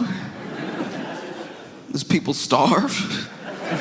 Mars, though, that would be dope. And it's like, yes, it sounds dope. And I hope he goes. I hope he does. Like, that'd be fire.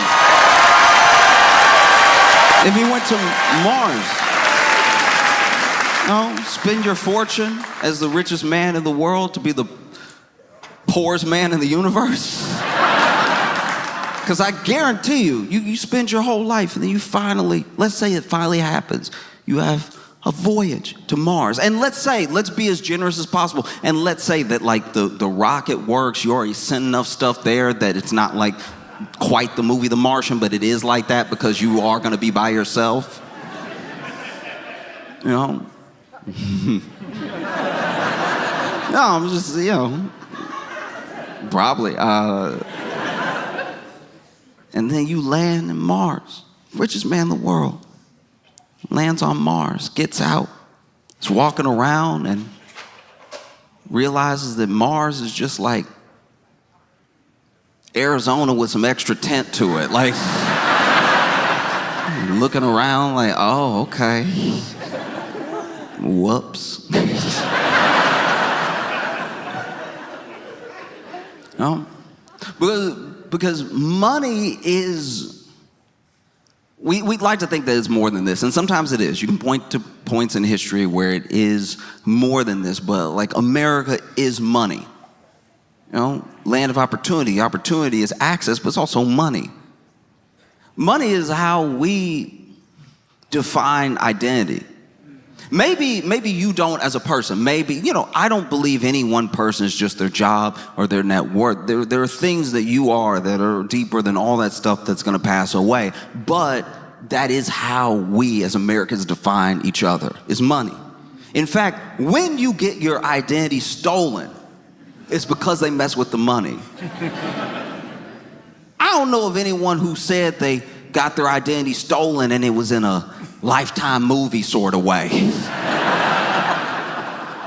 I have yet to meet anybody who said they got their identity stolen and they know it was stolen because they came home and there was a dude who looked just like them hugging their wife. And they were like, honey, it's me. And then she was like, And then the imposter was like, don't listen to him, honey. It's me. Can't you tell? And like, hey, what are you doing in my house? And then the kids run in and they run up to him. Hey, Dad, who's this stranger? What? Kids, it's me. And they're like, we don't know you. Our dad's been home all day. And then you have to fight with this dude. And then, there's somehow a gun in the house that nobody knew about. And then y'all struggle, and then y'all are spinning, so then nobody knows anymore because y'all were wearing the same thing. Who's the real husband? Who's the fake husband? And you're over,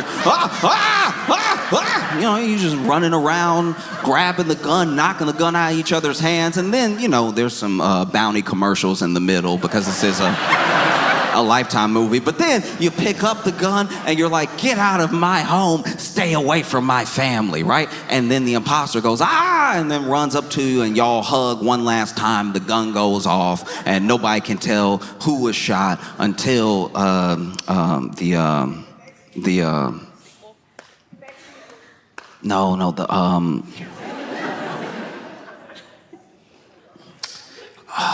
what is it? Until the Nair commercial. Like Nair, that one, like... I've watched a lot of Lifetime with my mom and my aunt. And so then they come back from commercial and y'all are both backing up and you're like, Somehow in a movie, whenever somebody has been shot and someone shot someone, they both react the same. I always find that very annoying. The person that pulled the trigger is like, but then the person who was shot is like,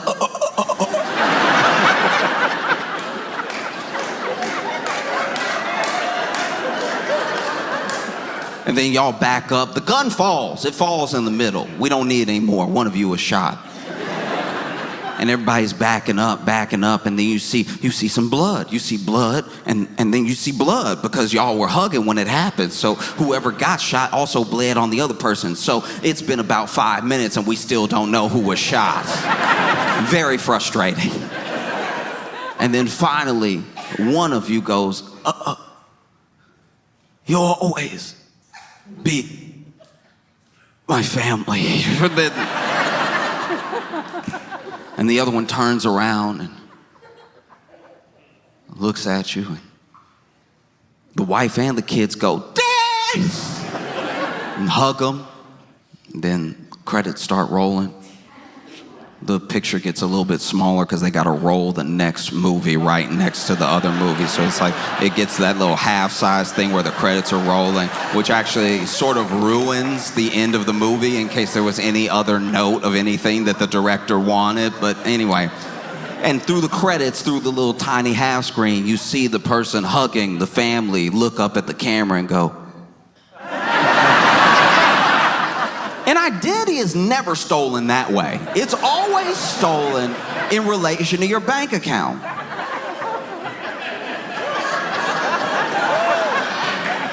No, because that's who you are. That's who you are to the bank, and that's who you are to any business entity is your money and the number that you are. Now, look, I would like to think that everybody knows that everyone's more than that, but that is how you break down. That's how you're calculated. You know what I mean? You're moved around as a number, and the numbers that make up the numbers you have are how people see you. So when you get your identity stolen, it's not because they actually stole who you are. They stole who you are in a version of how people see you for your money. Having your identity stolen is terrifying because you don't know when you'll get out from under this. It's you. It's you. But the bank doesn't know that.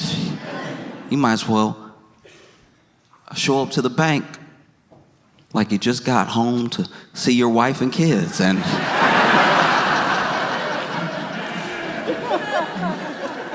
there is an imposter next to the bank teller's booth right with you. Y'all might as well be shoulder to shoulder. Like, no, I'd like to make a deposit. No, I'd like to make a deposit. Because you also have to factor in what that money doesn't just do to the person, what it does to the people around them. Some of y'all may not remember this. I barely remembered it until I started just reading about people who had won the lottery and what usually happens. Because there's there's this myth that everyone that wins the lottery goes bankrupt and ruins their life. It's not actually true. It's about half. Which are better odds than winning the lottery. And the difference between the people who crash out and the people who do well are the decisions they make as soon as they win. And now it's almost down to a science. There are people who are financial advisors that seek out lottery winners to help them because they've done it for other lottery winners and stuff. But there was this one woman, it was crazy. This happened in the 90s. I think it was 1990, right? This woman was a server and she got tipped a lottery ticket. And so she, put that lottery ticket in and she won. She won $10 million. And then everyone around her turned. The people who were also on shift with her, they tried to sue her. Because I don't know if this is one of those restaurants where, sometimes you work as a server and everyone's tips are pooled together and then you split them at the end of the night. Or if it was just that they were saying that was their table. I don't know what all the lawsuits were, but I also know that the man who tipped her the ticket tried to sue her. Yeah. Her ex-husband even kidnapped her. And she had to shoot him in the chest. The chest is one of the wildest places to get shot. Because there's still some plausible deniability there, but you know where you were aiming. And then the IRS came for her, walls closing in all around money. Because people will do crazy things for money and people will let the idea of money shape how they treat a person, Money is only second to people in the idea of something that's in front of you that means a bunch of different things. People can mean the whole range of emotions to you, but so can money. If someone won $10 million, if they won $1.8 billion, some people see that as money, but a lot of people see that as hope. They see it as power. They see it as like a salvation out of their problems. They see it as whatever your imagination can mold. Because there are some people that if you got given $1 billion right now outright, there's so much good you do with it.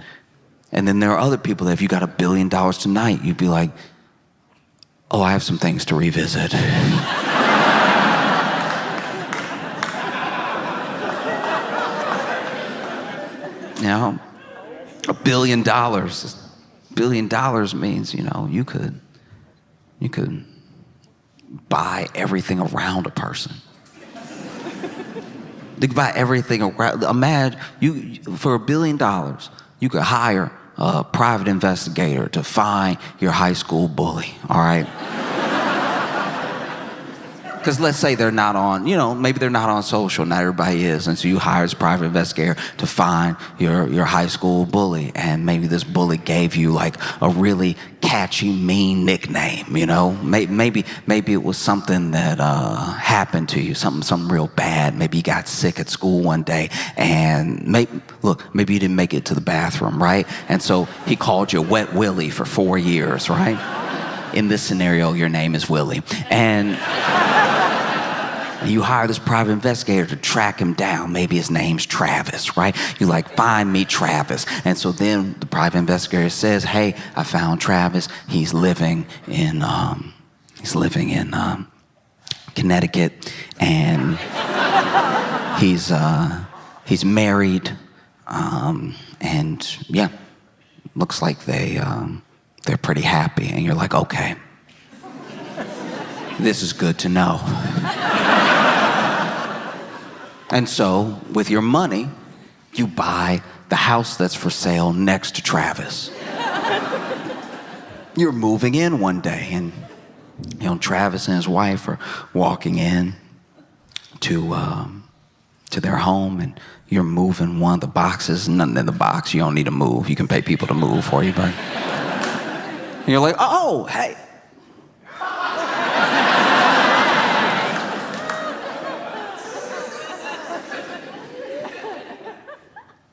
Travis? And he's like, oh, Willie, Will, wow, how have you been?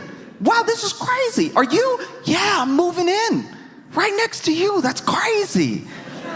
That's crazy. He's like, yeah, that is. Wow, this house has been on sale for months, and now it's what a coincidence. And you're like, yeah, a coincidence.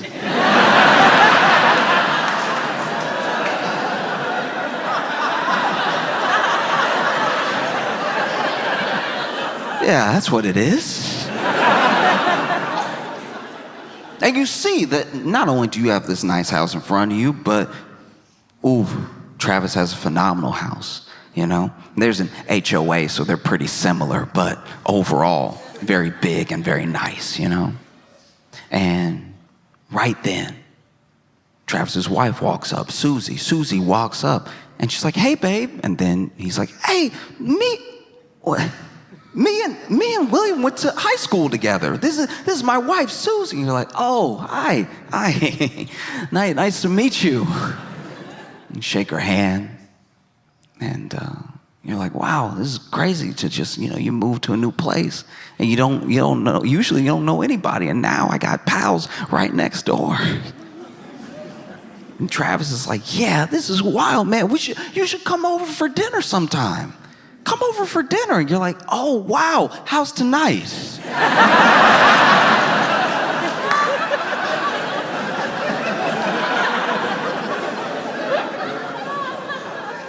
And Travis, because this is the thing about bullying. A lot of bullies don't remember what they did. And even if they remember what they did, they remember it in the context of whatever they were going through. And so even if they were like a mean kid, they just remember being a mean kid because other stuff was happening. I don't know how often real bullies think about the fallout of their bullying and what it might have done to somebody present day, So maybe Travis is perfectly pleasant. Easy to believe. It's been a long time, And so he's like, yeah, I think... no. Okay, we do have a little date night tonight, but how about tomorrow? Tomorrow night, we should have dinner. You just come over to our place. We'll cook for you. And you're like, wow, yeah, Travis, it sounds great. All right, I'll see y'all later. You take your empty box.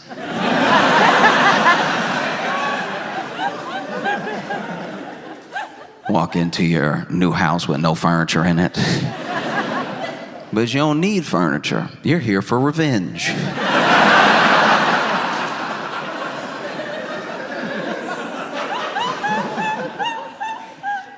The type of revenge that only money can buy. And you're so excited, you don't even know if you can sleep. And so you lay on the floor of your brand new house. Because hate makes you comfortable.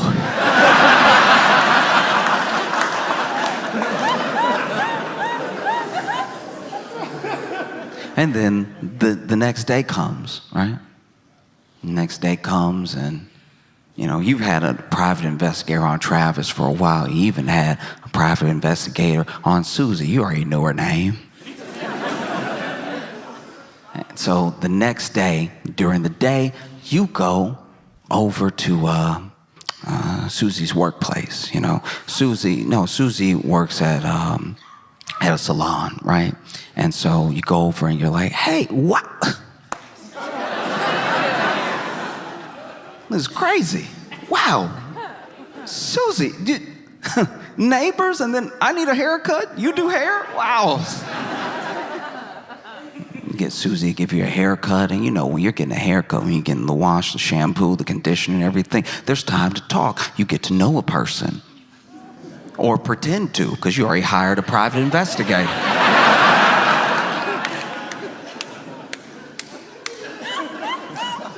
So you laying in the sink and y'all are chatting it up, and you're a personable enough individual, so y'all are cackling back and forth. Then at the end, Susie puts the mirror in front of your face, and you're like, wow, a magician. Truly incredible. Thank you so much. And then you go to pay, and then you put a $10,000 tip on your haircut. Susie's floored. What? I can't accept this. You absolutely can't. I haven't felt this good in years. You made me look like a new man.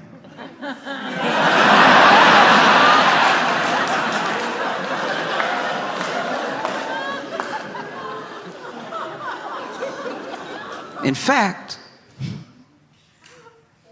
I don't know, like, I'm sorry, I never do this, but like, are you doing anything after work? And Susie's like, yeah, the dinner that we have. And you're like, oh, yeah, that's right. But, okay, what? I don't know, it looks like salon's closing up and everything. Dinner wasn't gonna be for a little while. I don't know, do you want to hang out for a little bit? We're gonna end up chatting anyway. Let's just chat. Let's just have a chat, and then, we'll head over to your place. And you're like, does that sound okay? And she's like, yeah, I guess so. It's fine. Yeah, I'll close up here. And then you're like, okay, yeah, hop in my car, right? And she hops in your car. It's very nice. It's ridiculous. It's whatever car is nice for the period we're in. So just imagine.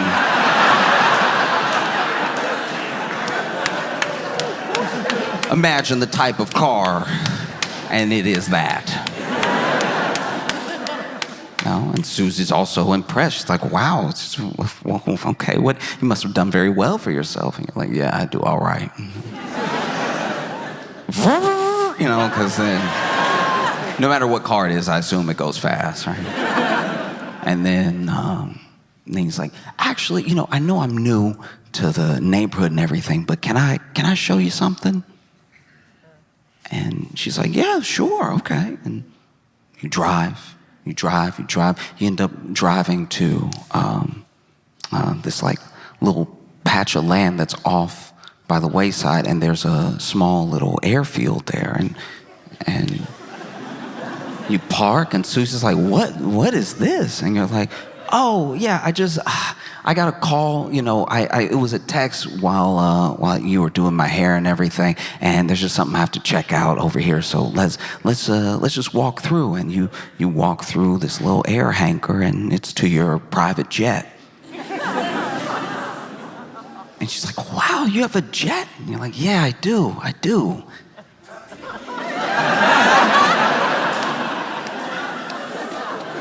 I mean, I guess it's a false alarm. There's nobody that needed anything. Yeah, nobody's even here. I tell you what. How about this? I know we're supposed to have dinner tonight at your place, but why don't we go to Paris?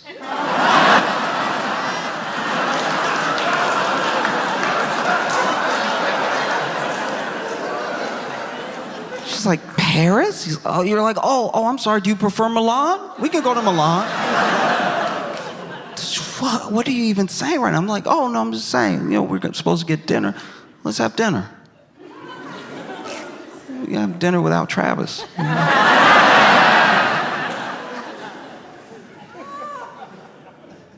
And then she's like, oh.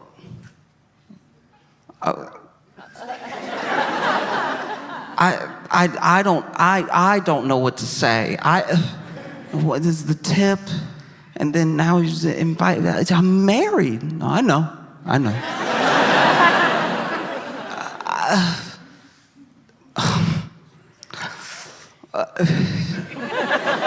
don't know. Now? Yeah, now. Actually, you know what? And then the stairs.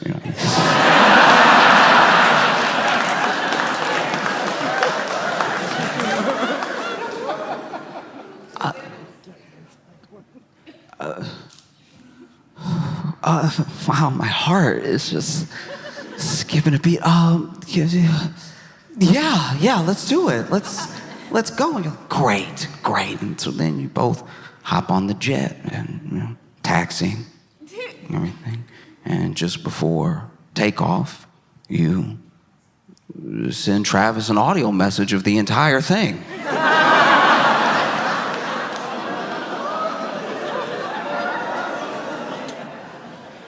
You add a little something at the end. You're like, this is from Wet Willie.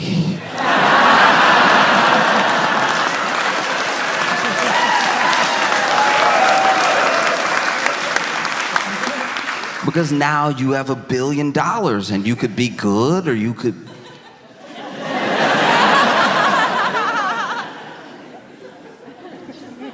Oh. Because that is how bad things are now. We used to make fun of people that played the lottery, and now it seems like a sound fiscal decision. It sounds like a sound business plan to save a little money, put a little away, and buy some lottery tickets. Just...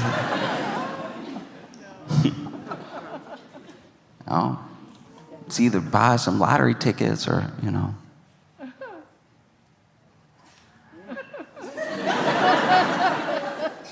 Lean in front of a BMW. You know what I mean? Like,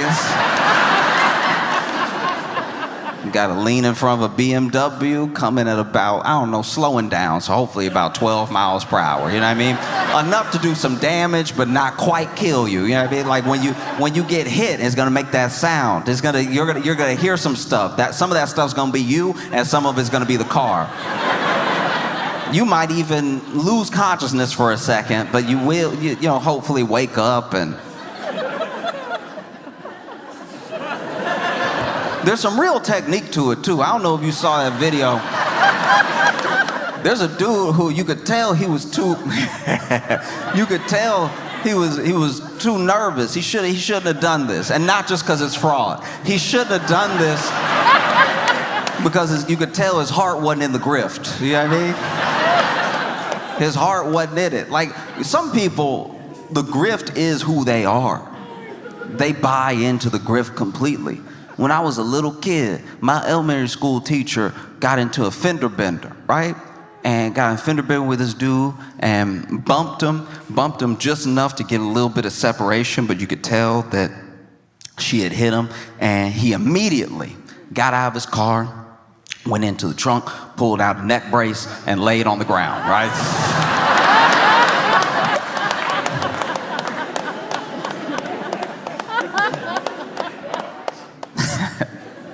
Which, if you're gonna do that, just wear the neck brace the whole time. Then you'll even convince the person that, you know, I'm not gonna tell you how to grift, but... So if you're gonna do this, you gotta commit. You gotta know long before this BMW takes that turn at the intersection that this is what you're committed to do. And there's a video of this dude. This still cracks me up, right? Okay, so this dude is over here, and you can tell he wants to jump in front of the car. Maybe he has the whole insurance scam planned out and everything, can sue, whatever. You just gotta let a BMW hit you and hope it's not a rental. Yeah, it is.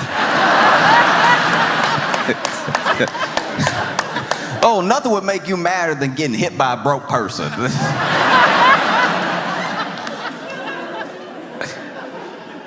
And so then it's over here waiting, right? And like just from the CCTV, because this is how I watched it, right? Just from the CCTV and the clip, you can tell that there's some nervousness in the knees. Like the knees don't scream commitment. You know what I mean? Like they're not, his feet aren't amped to do it. They're not like hoppy feet. You know what I mean? Like this is like, ooh, I'm gonna do some fraud. Ooh, you about to get defrauded.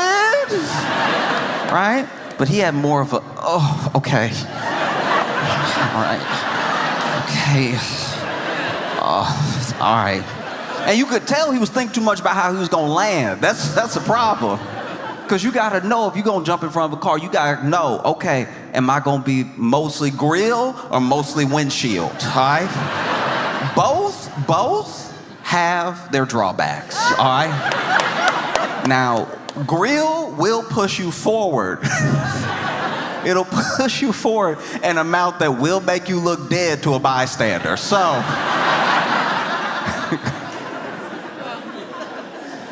that is a good way to go if you're trying to do this with witnesses and witnesses who are not in cahoots with you, right? Windshield is very dramatic, right? Windshield is very theatrical.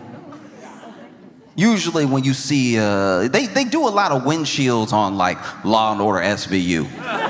That's usually, like when somebody running from the cops and they can't seem to catch them. They give them just enough room for them to run out of the street. For the cop who didn't feel like running to hit them with the cop car. It's always very convenient when it's like 3 cops and then 2 of them run after a suspect and then one of them is like, oh, all right. And then sure enough, they're always there at the right time to just bow, right? Now, if you're gonna go windshield, just know that some glass could crack, okay? And it's worse if it doesn't. If the glass doesn't crack at all, you got hit by a big bullet, okay? But if the glass cracks and you roll over the glass and maybe you land on the side of the car, that also looks very bad. But depending on how you hit the windshield depends on how believable the hit is. Because when you get hit by the grill, you're just taking the hit, right? Just boom, boom. High risk of being hurt, very high risk. Windshield looks a little bit more, oh no.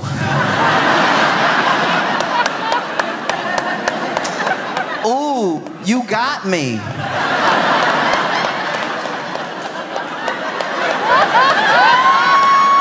Oh, what will I do, right? Because you can't really control your body as it gets hit and it's on the windshield. So you hope you go over the windshield. That looks like a very bad hit. But if you stay on the windshield, it starts to look like your fault even if it wasn't. Like it's just, the optics aren't great. And if you slide off to the front, it looks like you didn't get hit fast at all. And so you see this dude, okay, all right.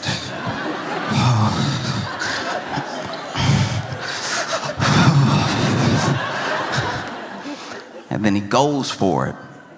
But not only did I see him in the clip, in the CCTV video, like thinking about it too hard, the person in the BMW also saw him thinking about this very hard.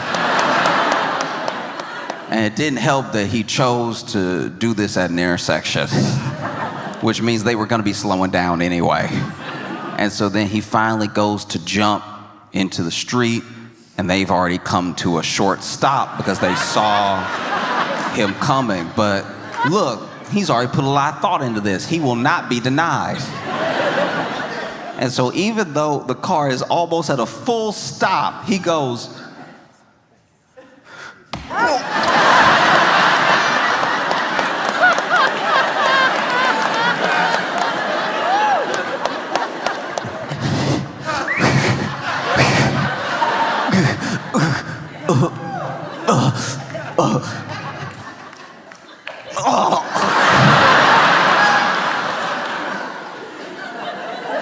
Obviously, the claim didn't go far. But you could do that, or you could play the lottery. You know what I mean?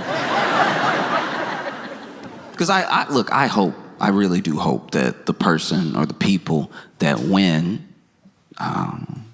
have a good life and do something well with it. There's so many scams now. Sometimes if the person's identity is known, that's actually what ruins their life, because then there are scammers who will never meet this person, don't know this person, but then they will masquerade as them online, hitting up people around this person, trying to get whatever private information so that they can scam that other person, not even the lottery winner, And it's why people have become more savvy. Now you have lottery winners all over the world, not just in the US, and not just for the Powerball, Mega Millions, or any of that. Now you have lottery winners in the US show up with a ski mask on.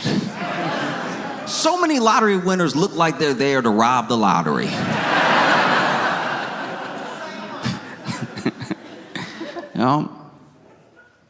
And I don't know, I just look at the lottery as maybe one of the best metaphors we have for how America is.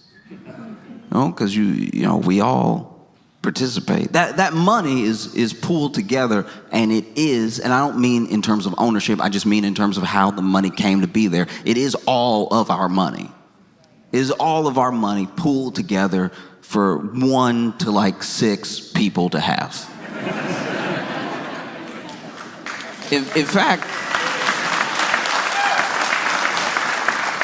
sometimes you'll watch the lottery. You'll watch someone win and you'll be like, wow, I worked at a company like that. That's crazy. Because some of what the lottery of trying to make it in America is luck. We like to think it's hard work, because then that means everybody could do it. But it's not actually the case. I know people who have worked hard my entire life, and they were on a hamster wheel. They were on a treadmill, and they were just trying to keep up because somebody was pressing the speed up on the hamster wheel. That's what it feels like is happening to everybody right now. You know, you're doing your best, and the speed just keeps... And then... You know, some people are on a treadmill where the speed just keeps getting increased. Some people, look, to their credit, they have some golden handcuffs. Maybe they're doing a little bit better than everybody, but the margins that they live in are just as thin. And so they're on like a Stairmaster. They're up higher than the people on the treadmill, but, you know, they still run the risk of falling off at any given point. And so the other person's running as hard as they can. This person's stepping as high and as fast as they can. Because if they can skip a step, it's not going to keep them good forever, but it'll keep them level for a while. And so everybody's working as hard as they can. People who make six figures are still thinking, I don't really have enough to get by. That sounds crazy to anybody who's living off of less than 50K, somewhere where the standard of living, you need to be at like 80K. There are people scraping to get by. And so rather than just accepting that this gym sucks,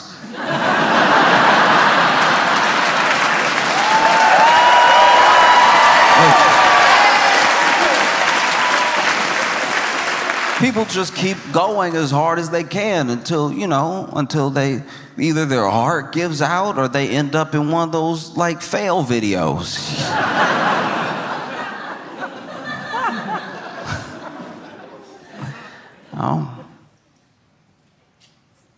Because look, it's $1 billion. It's a billion. That's a lot. And I know it's the lottery, and I'm just making an example. I'm not specifically speaking to everyone to like go run up to the lottery office or something. Like that's not what I'm trying to say. I think that we have let the lottery basically become one of the better ways to get ourselves out of a mess, you know? And it only gets you out of the mess. Maybe you can bring some people along with you. That's nice. That is nice. But you don't know everybody. You know what I mean? Like, you know your friends and your family, and that'd be very sweet for you to take care of your friends and your family, but you don't know everybody, and you don't know everybody's intentions. You don't know what everybody's going to do with the money. You don't even know if giving some of these people the money is the best thing to do. You have no idea. And maybe it's why, speaking outside the lottery now, maybe it's why like people shouldn't be able to amass that level of wealth. Not because I want to take from somebody the thing that they have for whatever reason. Maybe they really did earn it. I don't see how, but like maybe they really did earn it. Maybe they deserved every like $50 million bonus that they ever gave themselves, right? Maybe they know their heart and they know that they really deserve this money. But maybe you know, they laid off a bunch of people and they bought a bunch of stock back and they did some stuff to do some stuff to get some stuff, you know? And so I'm just saying is, you know, it's one thing when it's a lottery, it's a different thing when it's like our entire, you know. Because then they wonder, I don't know. Then they wonder, they're like, why is everybody so mad at us? It's like, oh, you can't not really get it. It seems crazy. And look, don't get me wrong. I'm an American. I would love $1 billion. It's probably part of the problem.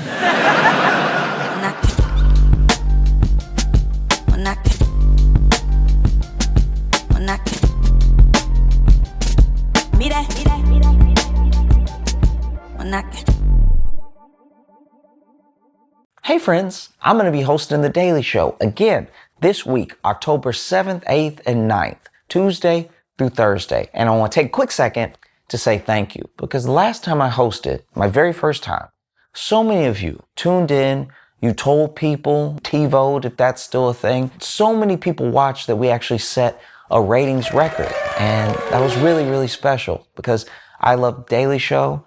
I love all of you, and to be able to bring those two things together, to be able to set records your very first time doing something is special, but to do it with you was incredible. I look forward to bringing these Daily Show shows to you this week and the video, because you're already watching. You might as well keep watching. Just let it play. I'll see you. Give it up for Josh Johnson!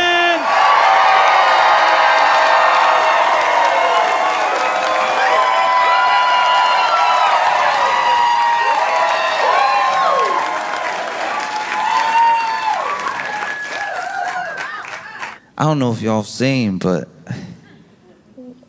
people are losing their minds. People are losing their minds because Bad Bunny is going to be doing the Super Bowl halftime show.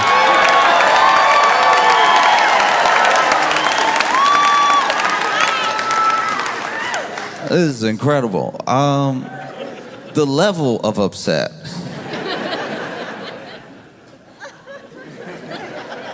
You ever see somebody get so mad that you're like, this is just weird?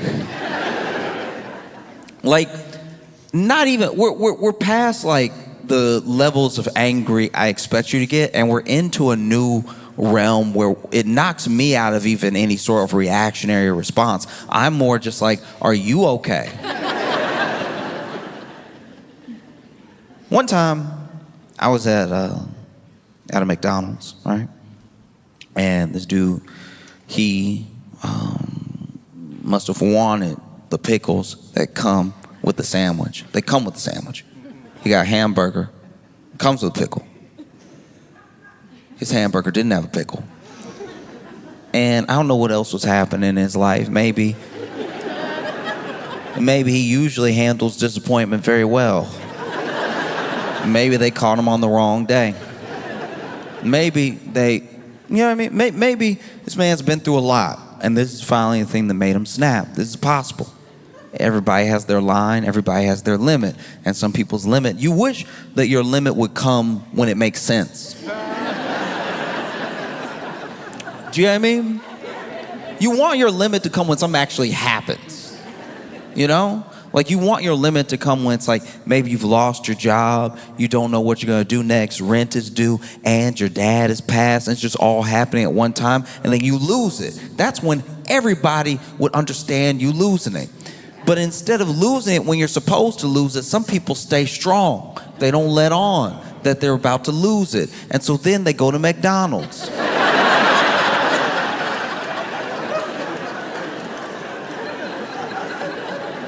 And they order a burger.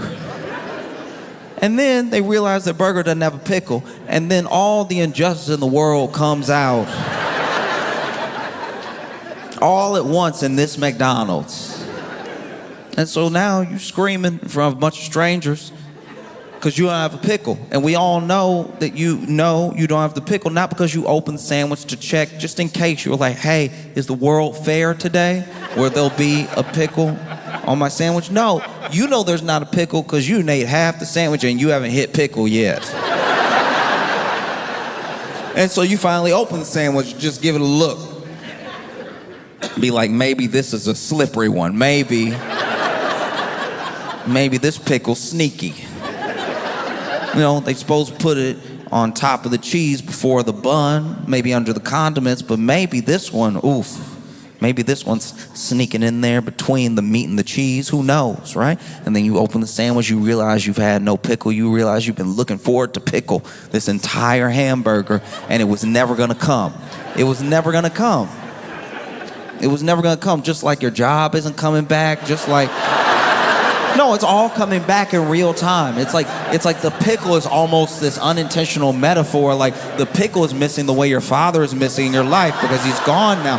And so you just start letting it all out. It just comes out. You start screaming at someone behind the counter who is 17. Just someone who is beginning their life. Someone who has the whole world ahead of them. And you used to have the whole world ahead of you as well.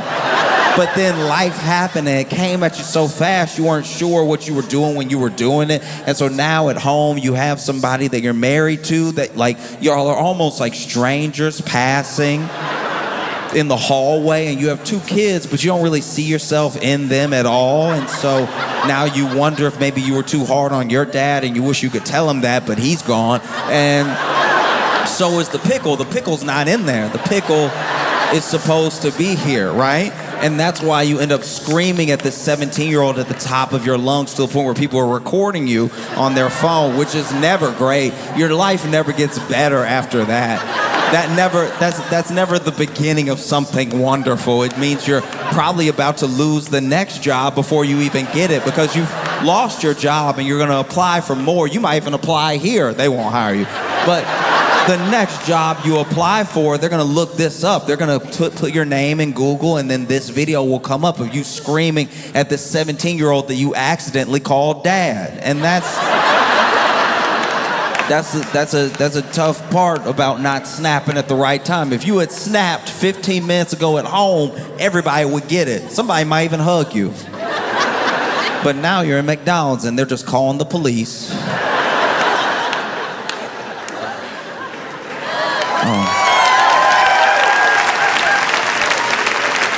No, it's tough. It's tough. What I'm trying to say is people have snapped over Bad Bunny doing the Super Bowl halftime show, a no pickles in my hamburger at McDonald's amount. And it's stressful to watch. I understand why the NFL is doing. The NFL is trying to expand its reach and everything. What better way than with Bad Bunny? But Bad Bunny is over here, like he's defiant in a way that I think is very special. Because Bad Bunny is doing this like record-breaking tour right now. And he's not doing it in the US, you know? And I think a lot of people can't handle that. A lot of people are like they're like, why won't he come? Why won't he do MSG? Why won't he? And it's like, and you know, he's been asked about it in interviews, and he said a couple things that also are gonna irk exactly who he's trying to irk. Because they asked him, like, why aren't you touring? We looked at the dates. Where's Chicago? Where's LA? Where's New York? You know? And why aren't you touring in the US? And then he said, because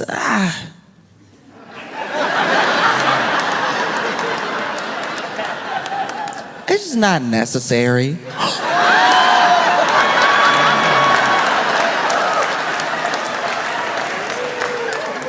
Not necessary to tour in the center of the universe, according to us. Not necessary. Ooh, that was a gut punch. Not necessary. Don't worry, I'll be making plenty of money around the world. You know, the rest of the world. Like literally. They had other people ask him, and he was like, "Hey, look, I don't do shows here right now because I don't need ICE hanging outside of my shows trying to do some sort of sting or something like that. I want my people to be safe and everything. In fact,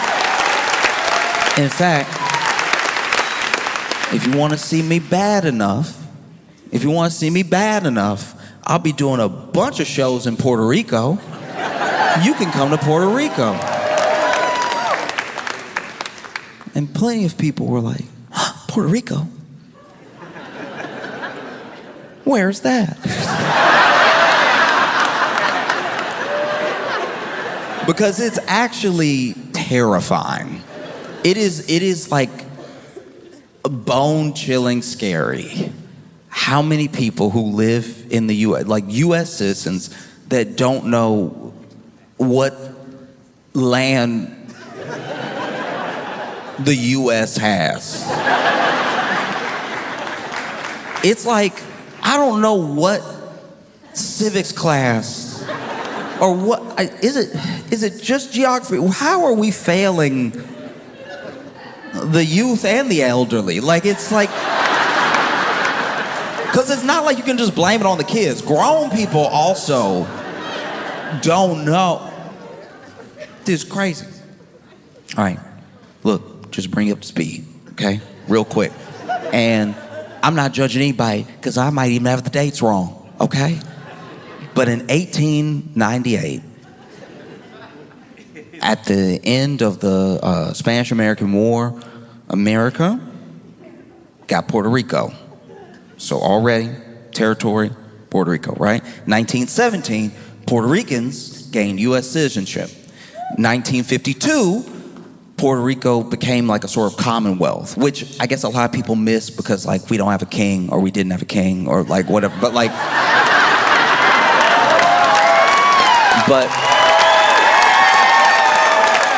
just like simple, that's the status. So if you are Puerto Rican, you are a U.S. citizen, okay? And that is also why when people were upset, they were like, why can't somebody from America do the halftime show? And look.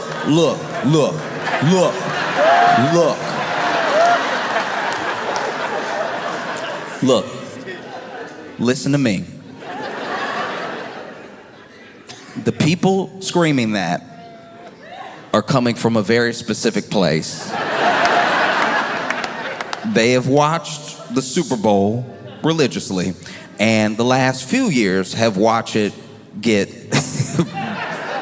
blacker. And I understand. After Kendrick, they were like, it's black now. Is it finally black enough? You blacked it. You did it. It's been blacked. All right? That's enough. It's been black, and I watched it. I didn't get it. But it was black, and you had it. Can we have one?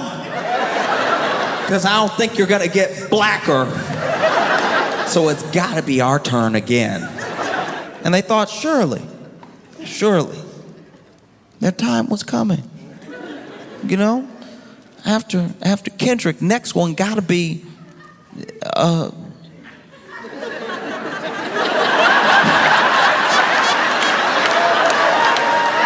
what I mean? Yeah. Next one gotta be the one that does that song with the twang to it that you really like. Gotta be. Come on, we even, look, you did it. So I did all that rapping. I let rapping in my house just because it was a Super Bowl halftime show. That's as black as gonna get. I refuse to let it get any blacker, all right? These people were like, it can't possibly get blacker. And then they were like, all right, I'll raise you no English.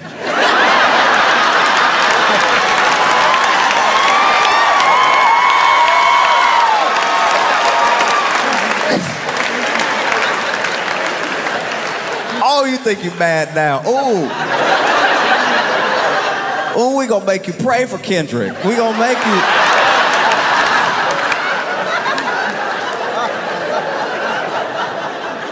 Ooh, Kendrick, please hit us with some symbolism. I don't even understand what's going on now.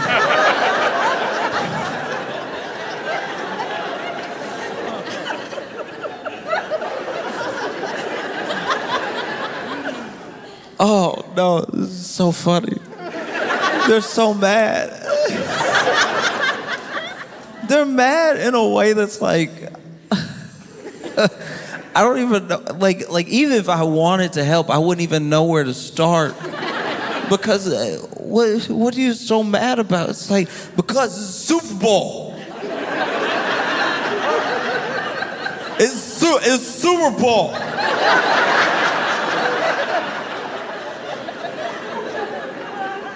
It's Super Bowl. It's not Spanish Bowl. It's Super Bowl.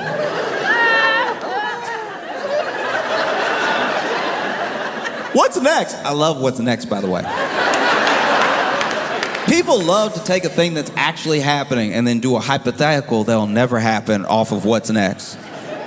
You see Bad Bunny's doing a Super Bowl halftime show. What's next?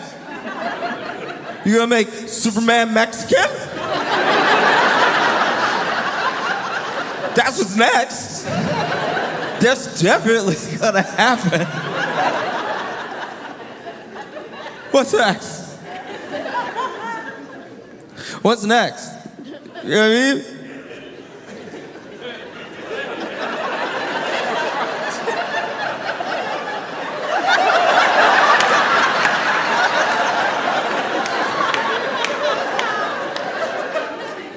What's that? Because it's scary. It's scary, you know? You watch the Super Bowl halftime show, these people might, by accident, learn some Spanish.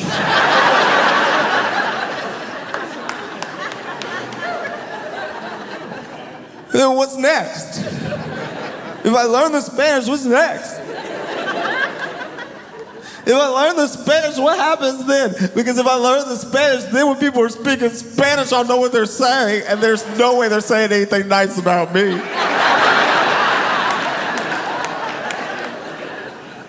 But no, people losing their minds. I can't believe it. Spanish? He's gonna speak Spanish? I'm gonna have to sit there and listen to somebody sing and rap in Spanish? I already had to listen to rap. You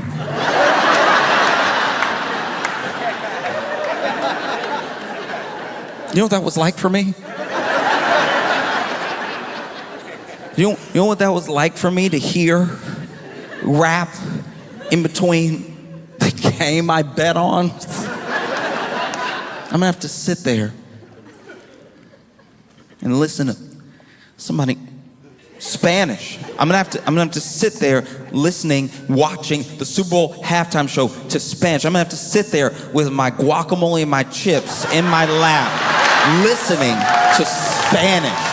I am gonna have to sit there while I eat the tacos that I Uber Eats to my place, listening to Spanish. The idea that I could have a deluxe crunch wrap and have to listen to Spanish is crazy. Not in my America. Spanish? Are you serious?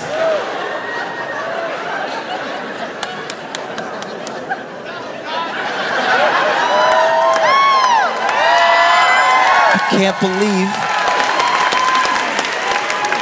I'm gonna have to listen. I want all the Spanish in my mouth. I don't want it in my ears. Which has like pretty much been the approach of a large portion of the U.S. for a long time. So much of the culture, so much of what people like about a culture that they're willing to take in, they try to do as best as possible to the exclusion of the people that the culture's actually from, right? So you'll see how people of Latin descent have been treated in this country the entire time while we fall in love with more and more and more and more of their stuff. You know what I mean?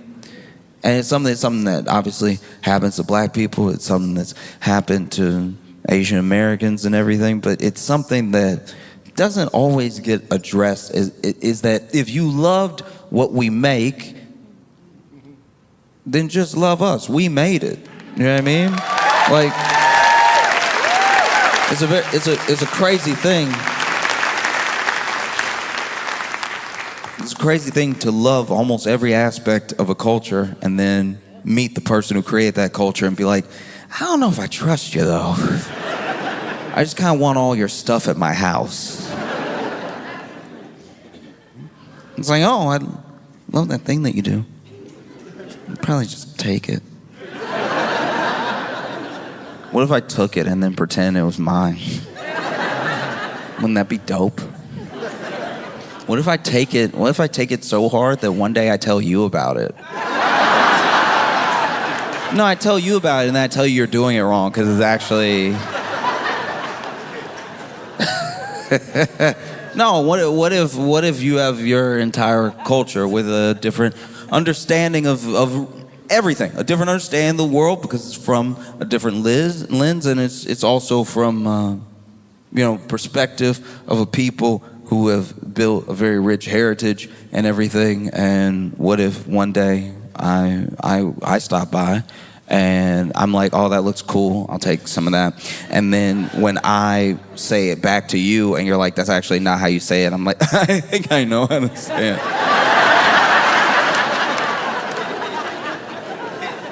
All right, I'm very familiar with the Latin X culture, all right? Huh. Please, that's sweet of you to try to help me, but I'm well-versed. Oh.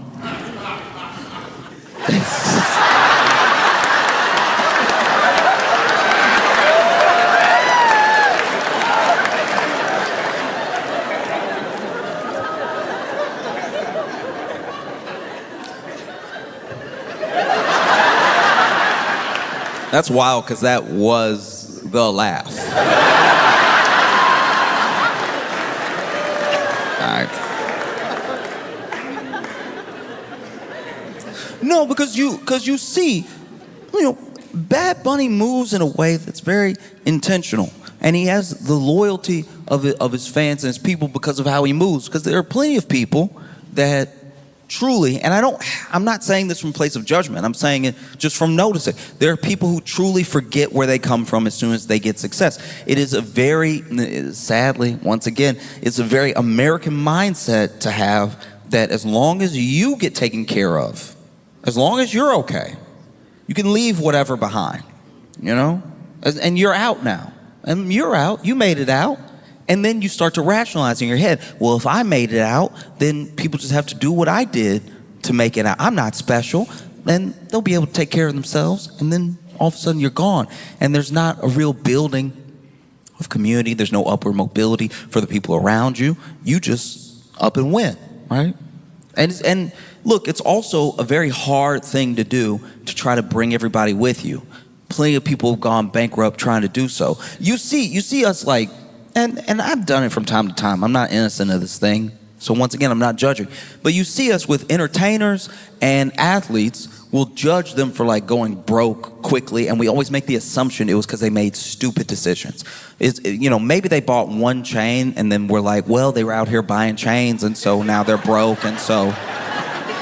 But more often than not, what happens, and what a lot of people don't talk about, what a lot of people don't give them credit for, is one of the reasons that they went broke is that this new money, it's a lot of money, but this new money tried to bring everyone with them at the same time. We're not able to set up systems for everybody to succeed. And so then everybody was broke in like 5 years' time. It's because of their heart that they were broke. It's because of their intention to try to bring everybody with them that they aren't in some mansion somewhere, Essentially, you had something like that happen to MC Hammer. There were a lot of people that hear how much money MC Hammer made and then how much he lost, and they thought to themselves, oh, he must have been balling out or something. He probably deserved to lose all that money. Then you hear interviews with MC Hammer. He talks about his business and everything. He talks about the people that he hired. This man hired family. He hired friends from the hood. Just try to give them jobs, either to keep them out of trouble or just get them some money because he knew that they would do the right things with their money. But he's one man.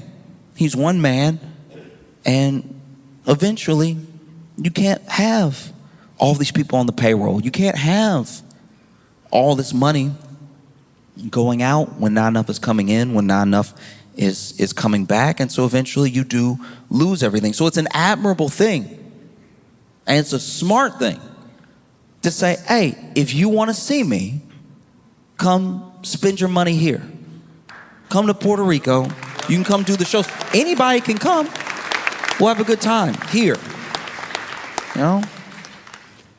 You see Bad Bunny thinking ahead. I'm not going to do shows in a place that has these like ICE raids and everything. Because also in Chicago, there was an ICE raid of this apartment complex. And in the apartment complex, they grabbed everybody. They grabbed everybody in the worst way. They zip-tied kids. Some kids, scared, crying, terrified. Nobody knew what was happening. They entered the building with flashbangs and everything, all because they said that they were there for, I think, like 6 members of some gang. Trend Day Aragua.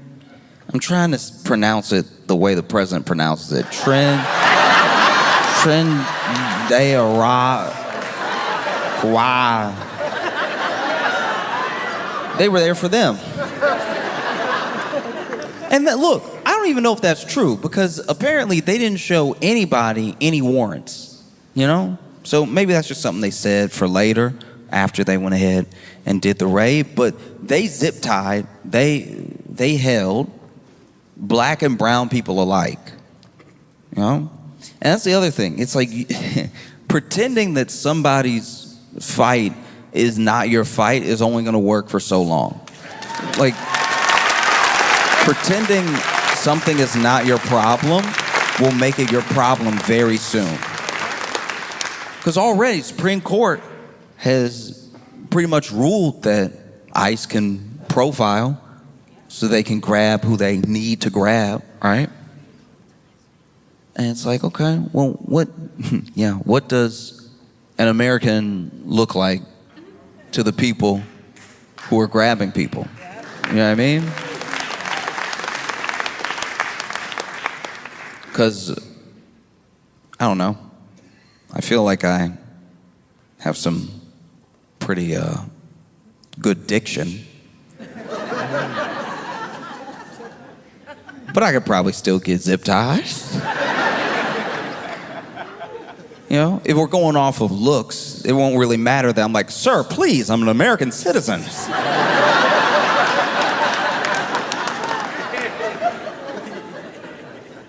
Because you see what's happening. You see what's happening now with ICE in Chicago.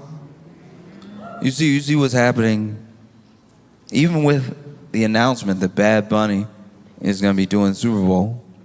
You have, what is it, Corey Lewandowski saying that ICE is going to be at the Super Bowl as well. And it's like, all right, but what's the point of that?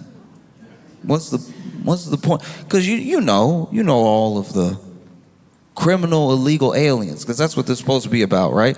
You know all the criminal illegal aliens every year that score tickets to the Super Bowl. You know.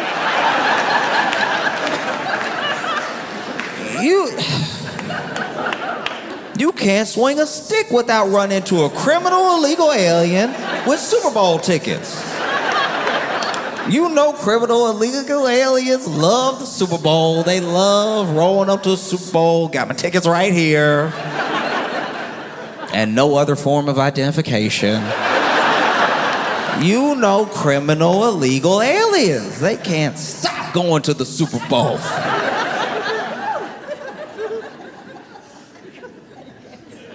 In fact, every year I'm like, when are they gonna do something about these criminal illegal aliens enjoying the game while I'm sitting at home because the tickets are like $10,000 just to see? Can't stand criminal illegal aliens having all the money and using it on the Super Bowl. That's an irresponsible purchase. You're not even supposed to be here, Mr. Criminal Illegal Alien, and you going to the Super Bowl instead of hard-working Americans that can't afford to go to the Super Bowl. And we should know that, like, no one is coming to save us in that way. This is everybody's problem, and there's not enough of a travesty. There won't be enough rights that are violated. There won't be enough unconstitutional things happening that's just going to make the people doing it go, whoops. That's not going to happen. They're not just going to stop. You know, they zip-tied kids. Kids who were born here. Because this was never about what they said it was about. You know? I look at ICE the way I look at, like, season 6 of Ghost Hunters.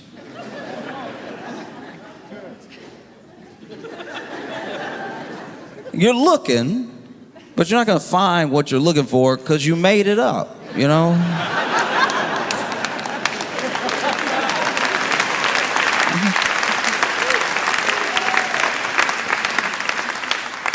It's a very scary thing. Because don't get me wrong, look, plenty of ICE agents are over here masked up, top to bottom, can't identify who they are. It's not like they're wearing a badge. It's not like they have their name, all over them or just on the front or anything like that.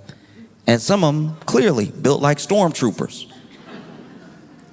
And then some are built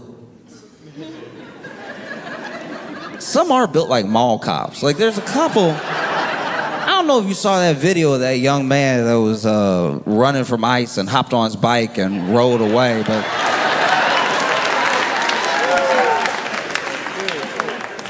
at a certain amount of running, you have to accept that you didn't catch the person. And as someone who had friends that got into trouble, I've watched my fair share of mall cop chases. And these mall cop chases, I don't have them on my phone. They're from memory. They're up here. But they usually start a similar way. They usually start with, what's that? What'd you say to me? And then, just far enough away, they say it again. And so then, mall cop leans forward, and then whether you're on your skateboard or you're on foot, you start making some moves. And as you run, they run. And when they run, they realize they shouldn't run.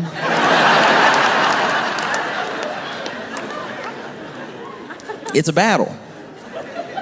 It's a battle for them to run, and you can tell because the kick. Okay, I'm not a runner.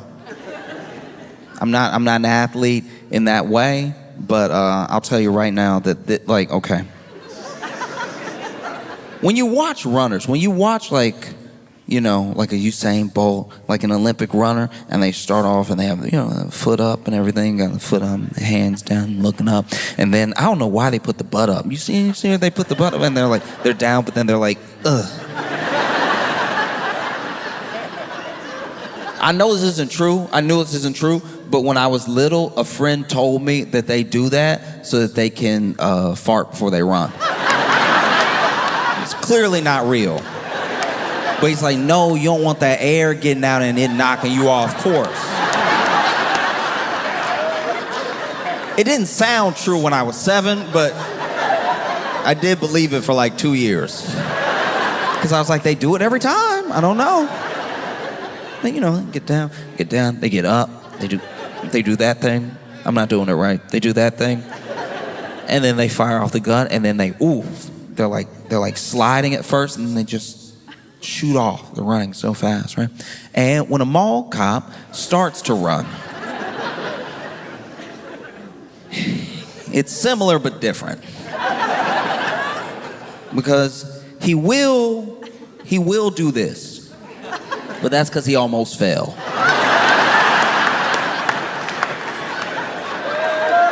He got knocked off balance reaching for you. All right? So now he...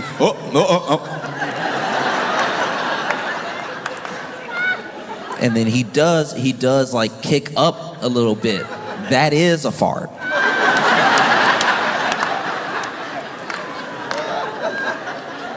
And then he starts to take off and chase you. The problem is, I don't know what happens. I don't know what happens when you take up the badge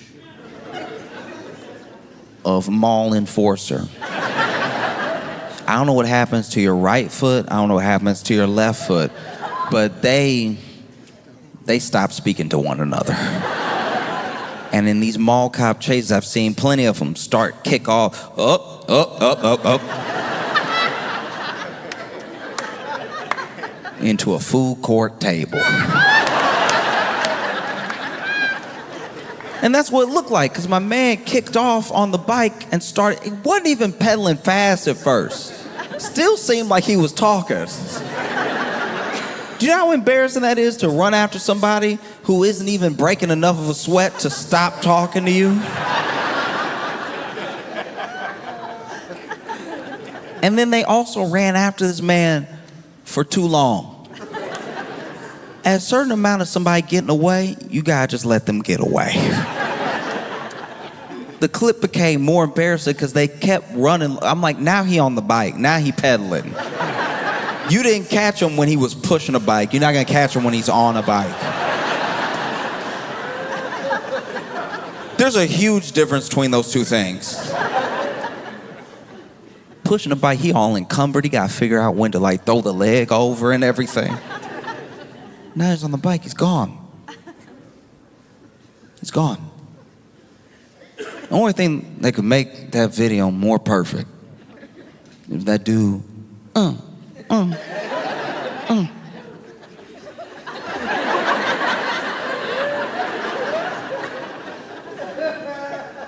he pedaled all the way to the Super Bowl halftime show.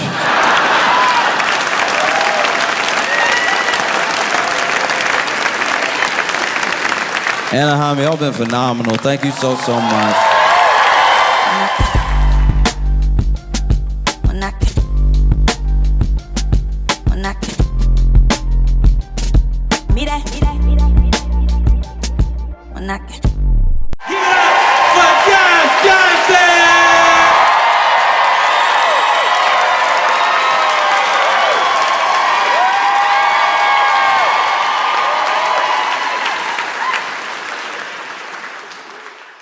It's awesome to be here with you in Calgary. I appreciate y'all so much.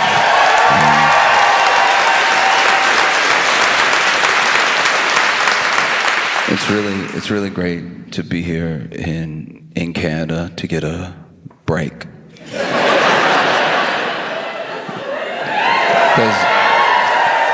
Because when you live in the U.S., you like live there. And it's like all the time. Like you there like every day. Like unless you travel, you there every day. It's all happening all the time. You have the notification on your phone. It's bad. It's every day you wake up, you're like, oh, again. No, it's rough. It's not the best time. It is not great right now. You know. And I'm impressed by you all because you all keep up with your news and our news. Like, you know what's going on here, you know what's going on, where we are and stuff. And yeah, I know that you're probably concerned because you read the news and it's close. But trust, we are more concerned because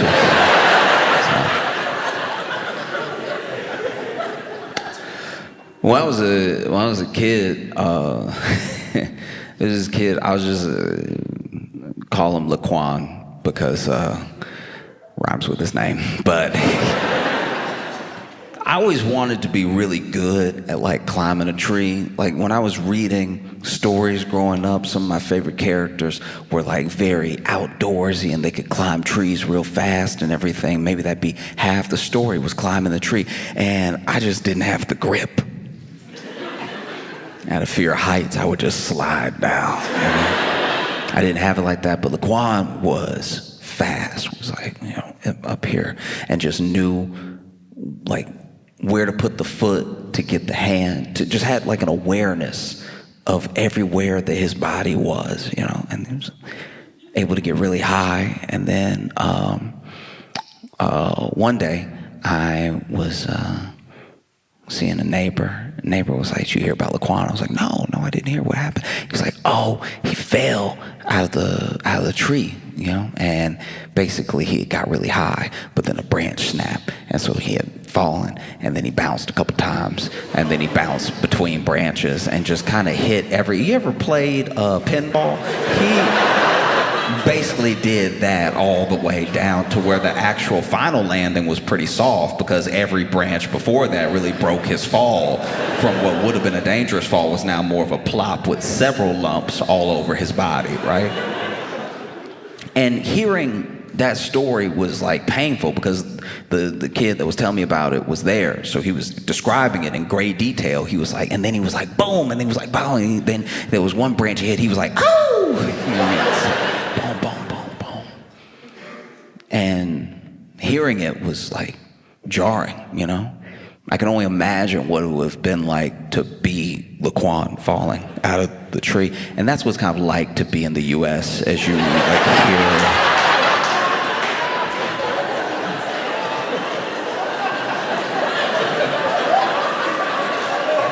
Boom, boom, ow! Boom, boom, boom. Oh! Boom, boom.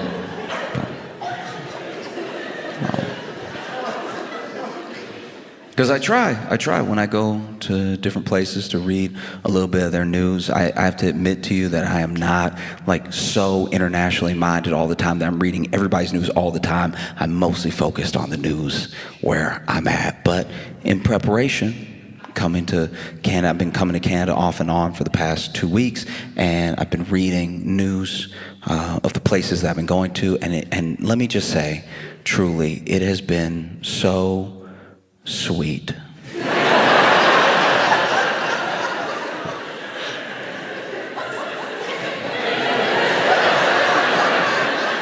It has been fundamentally adorable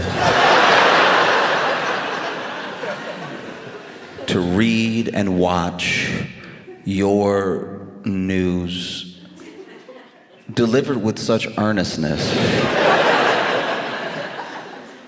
as if these are real emergencies.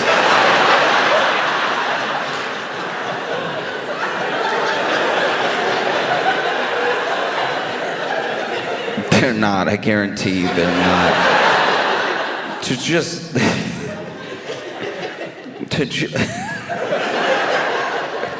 the way, oh, okay.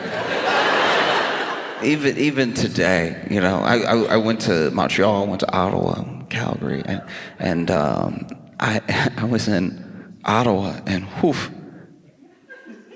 just watching some local news, reading an article, and it was like a man was pulled over speeding.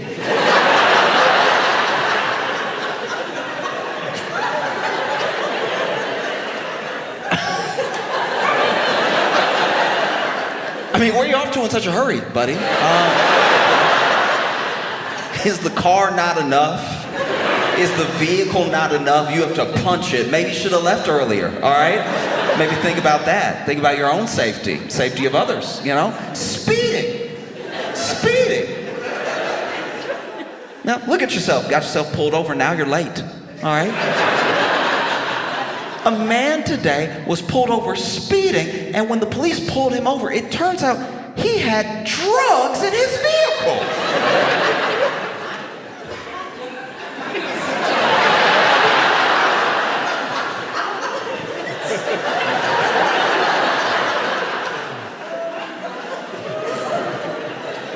I just think about the parents, you know? I think about...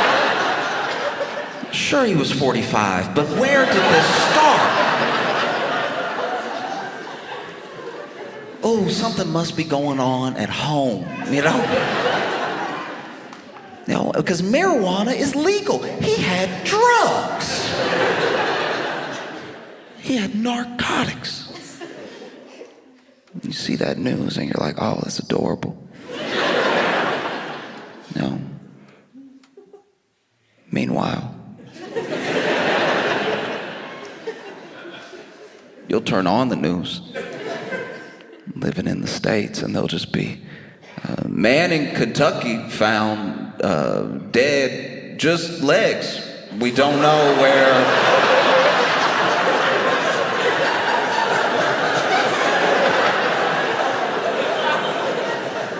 We have no idea what happened to the top half. It is just legs.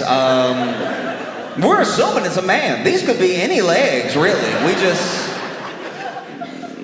sort of said man because of the size of the shoes, but while we're at it, let's just be on the lookout for anyone. If you see any top halves missing a bottom half, please call this hotline. You know, you see it. You see it all around, even here. You know, come here, turn on the news, maybe read some news, and you see people angry, distraught. They're Canadians in Calgary, furious, right? Interviewing them, And they're like, I can't believe that our city, I can't believe that the province would put a sign right here.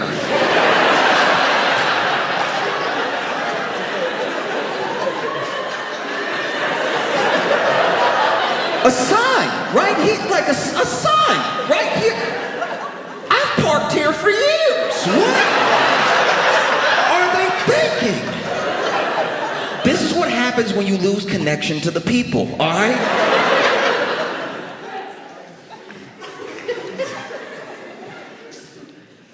Meanwhile, in the U.S.,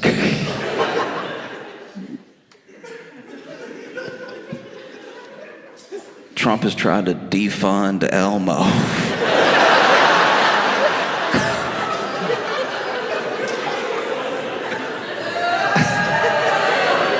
I didn't do it.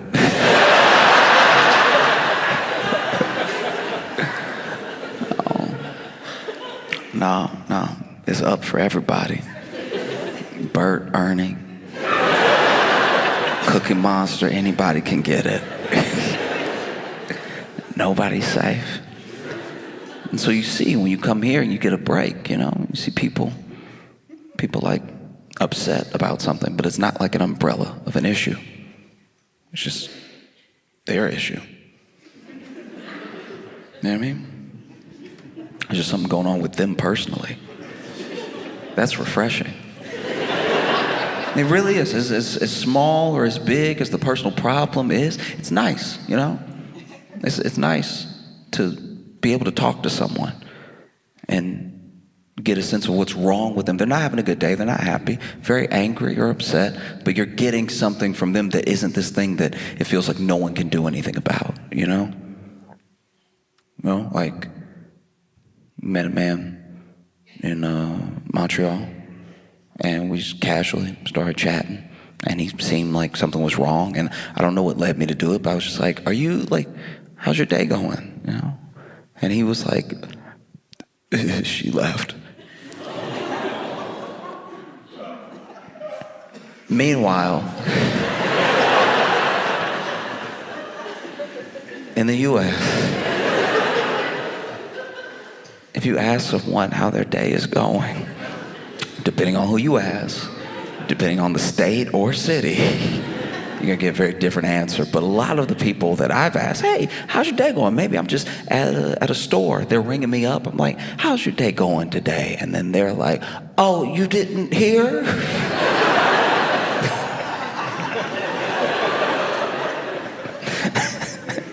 You didn't hear? He's outlawing reading. It's over.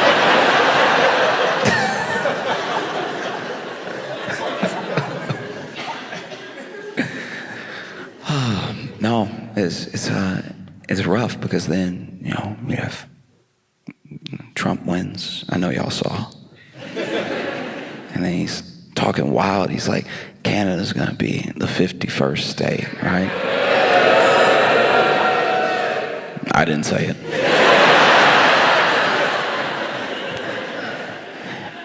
I do think, though, that one of the reasons, even the dog, even the dog.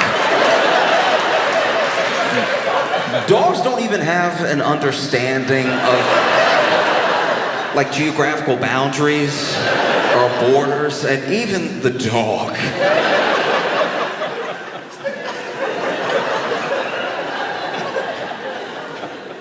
That's wow. Did y'all do that on purpose? I know you've been booing every time somebody says 51st state. Did you teach the dogs to also? I think one of the things that did happen with that is that he said it in a way that was so glib and was so dismissive of not just Canada's like autonomy, but also he didn't even try to woo you. And I think it's because it's a hard sell. You know what I mean? You're telling me you don't want to be part of the United States, you don't want to get shot for free?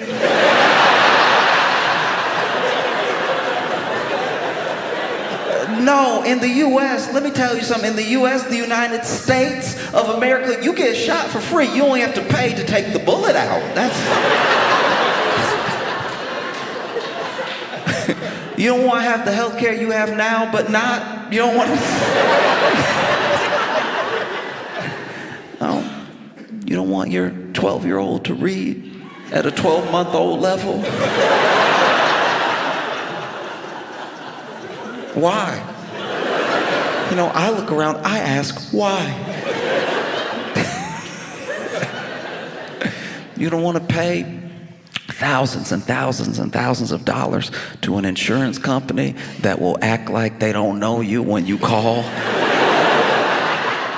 to fulfill your claim. Come on. You know, you don't want to make the only food you can afford, food that you kind of don't even question what meat it is after a while. All right. Teach their own.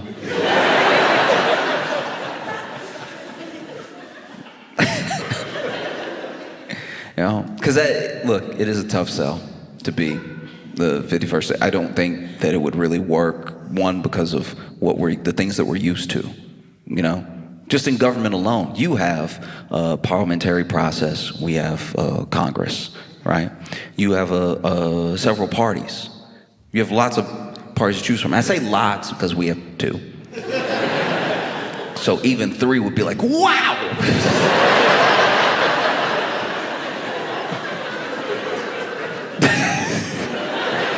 You know, like more and more of the U.S. when you travel, it just feels like it just feels like as someone from the States, when I go to other places and I'm learning whether it's their culture, different processes of government or just customs or something, I always come off like I'm not used to anything. Like they took me on a date and I got to the table and I was like, salt and pepper.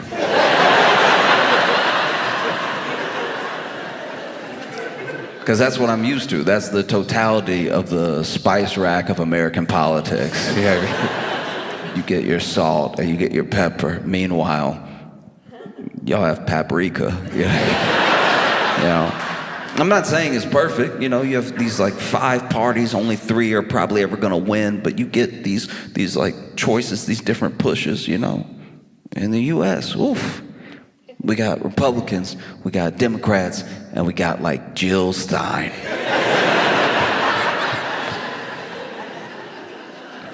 Like I've been learning about your parties. I really didn't realize how much deeper it went as far as like the seats and the majority, and that no confidence vote is a pretty big thing. That's crazy.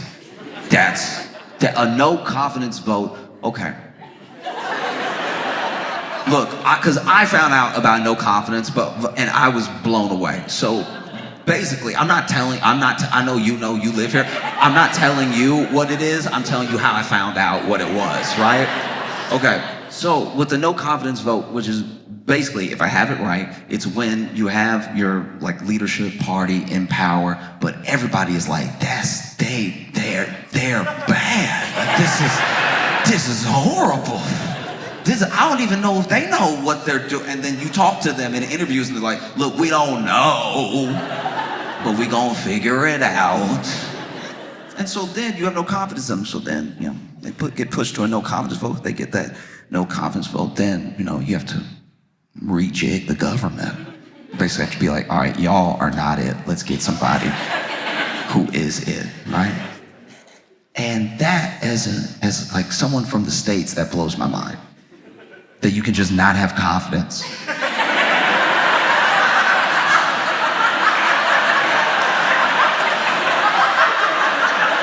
That you cannot have confidence in your leadership and you don't have to wait.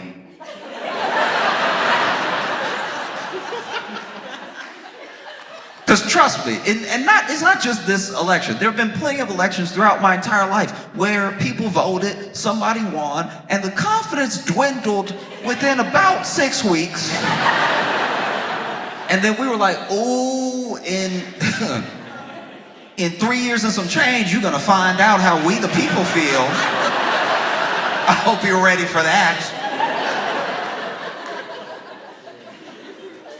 No, I don't think you can get people who are a part of a system that has like a parliamentary process that has no confidence votes and then give them what we have in the US. I don't know if that would go well to be like, no, I know we voted for him, but that was a different time, and we didn't know that he was out of his mind.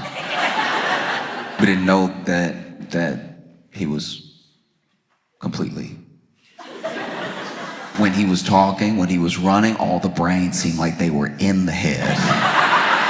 And so people were like, I like what he said, I think, yeah. And then he won, and then we realized that the brains were gone. And now we have no confidence, and we should do something about that presently, right? Before there's no food on the shelves. A lack of choice was how I knew I was broke. Yeah, I mean, when I was like out on my own for the first time, I had a choice between these two types of cereals I could afford. One was like a little corn pop thing. Whatever it was the only ingredient was high fructose corn syrup. And then there was this other cereal that was like, okay, I'm positive it was for people. I'm 100% positive it was for people, but it was built like dog food, okay? It just had a very pellety look to it. It had when you poured it had the brrr of like pellet. Didn't help it also went in a bowl, right? And that was what I did back and forth because I was broke. And I just had these two choices. I could just go from one to the other, and one got me real like jittery and excited, and I usually crashed by like 2 p.m. And then the other one definitely felt like I should be barking if I'm eating it. Then I got a little bit of money in my pocket. Ooh, I got spoiled for choice. Then I didn't even know what to do. I'd buy some cereal and I'd be like, it's good, but it's not the best. It's fine. Completely forgetting it could have just been these two. That's what it feels like. Look outside looking in, that you have like a whole parliamentary process. I'm not saying it's perfect. I'm sure you have your problems. I get that. You don't tell anybody, but I'm positive that you have your own problems. I get it. And I understand people's frustration. I know that there's been strikes in Canada. I know that there are people that are worried about housing. A lot of the same things that people are worried about in other countries. It's not as if I'm projecting some like absolute heaven and haven onto you. I know that it's a country full of people and people have problems. It's just we have more. It's a lot, yeah, I mean, it's a lot. And I don't think that it would work, because even with a prime minister versus a president, your prime minister still fits in that legislative branch, There's a lot of things reining your prime minister in, no matter who they are. And a president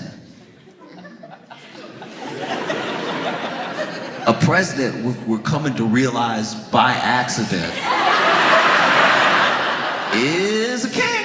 That's a king. We thought we left, and we really did. We were like, we don't want a king. Get out of here, Britain. And Britain was like, all right,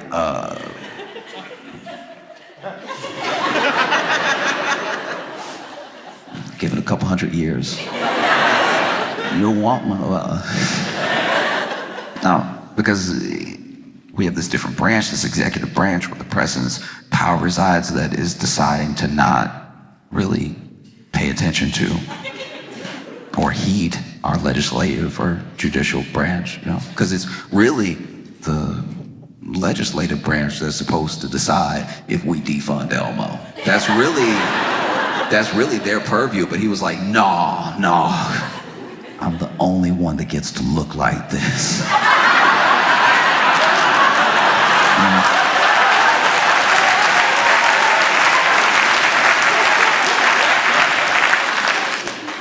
most recently had a decision to make. Most recently had an election. And I was here before the election, now I'm here after the election, and I was never gonna tell anybody what to do.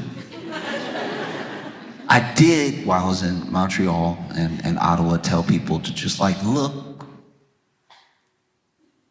look across the fence. Just check if you like that. Because they always say that the grass is greener, but sometimes your neighbor doesn't have grass. Sometimes it's just a Buick on blocks.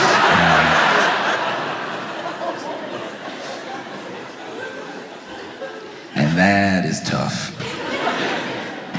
Because then our news would become your news. Because look, don't be wrong, like I said, I'm fully aware. And I also believe I'm open to the ideas that Canada has problems I'm not even aware of, right? There's a chance, I'm imagining, right? If you're in the right place at the right time for this bad thing to happen, if you go out into one of your beautiful parks and you where you're not supposed to be, you playing around, it's possible to get bit by a moose. Right? It's not all roses and bubbles over here. You can really get got over in Canada, right?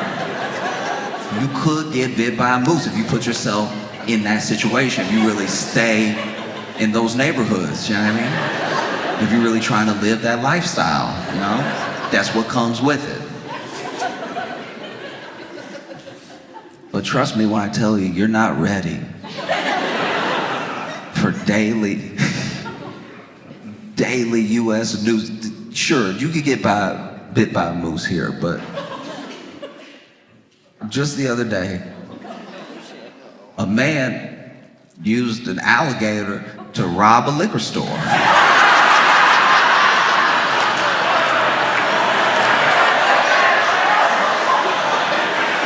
Which is one of the more effective robberies you can engage in, right? Because you walk in to a liquor store, I'm assuming to buy some alcohol, make a night of it, And then there are people in the US that are desperate. Desperate because we don't share the same social safety nets, we won't even share some of the same attitudes around a network of community the way that Canadians do as a baseline. I know not everybody agrees, and you have your conservatives, your liberals and everything, but for the most part, there's a genuine understanding that okay, healthcare, we're gonna have that, we're gonna do our best with housing, we're gonna do our best with all these things, right? And in the US, it's mostly hey, get it how you live. And sometimes getting it how you live includes robbing a liquor store, going to where there will be cash, going there with an alligator that might be a pet. I have no idea. I truly don't know if this is a pet or if this is an alligator that he found, or if this is an alligator that he going in on it with. He's look, if I get the cat, because look, I do like the idea of them being partners. I do like the idea of them getting together and being listen, all right, you like raw chicken, you like raw chicken thighs, okay? If I have cash, I can buy that stuff, I can give you some of that, so we'll split it in chicken thighs and cash. Cash to me, chicken thighs to you, just so that we're clear, right? So I'm gonna go in, I'm gonna pick you up like a puppy, right? But then I'm gonna grab the back of your tail, I'm gonna swing you around, right? And when I swing you around, I want you to be ah! Just really make a show of it, keep the mouth open, let them know what could happen if they don't act right? Because he didn't go in, this man did not walk in, hold it like a rifle, anybody can get it. Hey, don't move, right? No, this man came in, swinging gator at people, right? And people couldn't run out fast enough. Now, it was a mistake to start swinging it in the doorway, because you really only want the actual cashier to be intimidated. Now, you've made 8 people think, all right, it's all of us against him, the alligator. You have more adversaries than is necessary.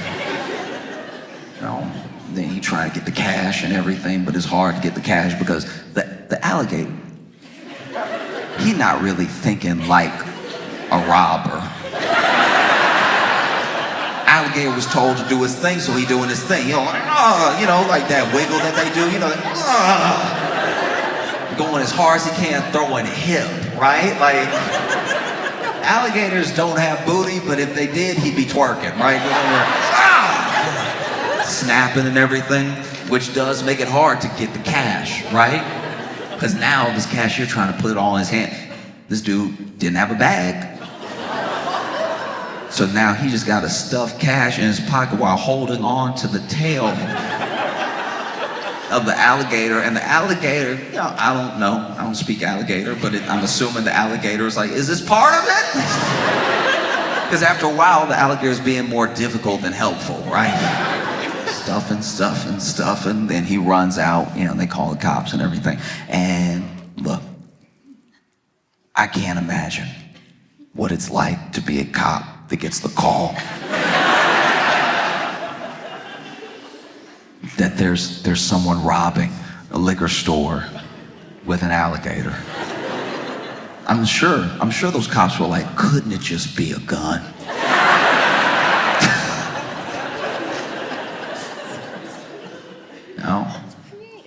No, you're not ready for news like that. Because I'm sure, look, there's property crimes, there's violent crimes everywhere in the world. You have your crime. But it seems like, from what I've been reading about your crime, that it does, and I don't mean this in like an insensitive way, but it does seem like most of your crime kind of like makes sense. Like you get to the bottom of it, and it's like, oh, he wanted what he had, and so he stole it from him, right? The U.S. has a lot of weird crime because a lot of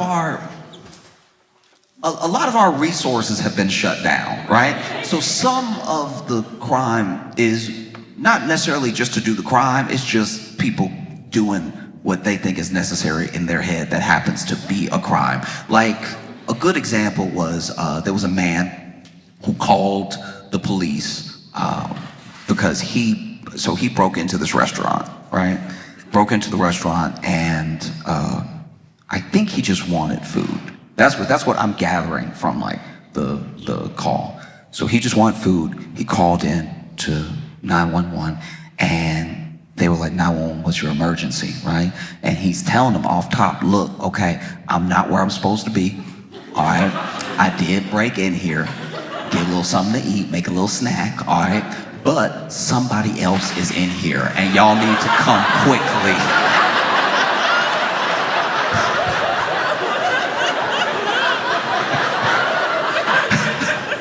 Like, I'm all for a little burglary, but somebody in here being weird, like y'all need to come for real.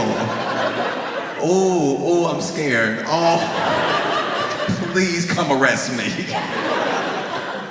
Because this is my thing as well, is that Canada would only become the 51st state by legislation or by force. It's not gonna happen by legislation, because even if the more conservative counterparts of your government really wanted it, the people have made clear that they don't want it, right? And so then there would be steps taken, there'd be no confidence, there'd be all these things to stop that thing from happening. And the one thing that I don't think people are counting on is, even if there was an attempt to do it by force, people think that Canadians don't fight. But your favorite sport,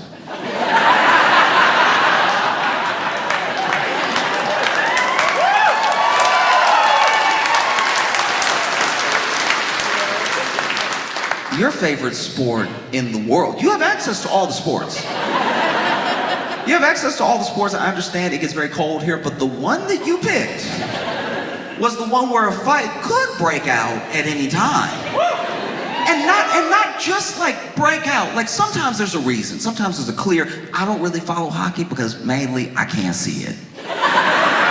I want to follow it so bad. Everybody seems like they're having a good time, but every time I've watched hockey, I've had to pretend that I know what's happening. You know what I mean? It's like being tone deaf watching like a singing show, like a singing competition, like watching X Factor tone deaf, and then you're just waiting for other people to cheer, so you're like, oh, they getting it. No. Yeah. Actually, no, you're right. They bad. No. Anytime I've watched hockey, I've just seen the people's heads move. I've tried to move my head where their head moves, and tried to look at where I think they're looking at and everything. And then you hear the clicking and the clacking of the sticks and stuff. And sometimes it'll click clack extra, so I'm like, oh, the puck must be over there, but it's not. It's not at all. It's actually over here. I don't know what they're doing over there. And then somebody will be rammed into a wall, a clear wall, so you can see. I've never seen only in hockey and adult films have I seen somebody pressed up against glass like this. The way they...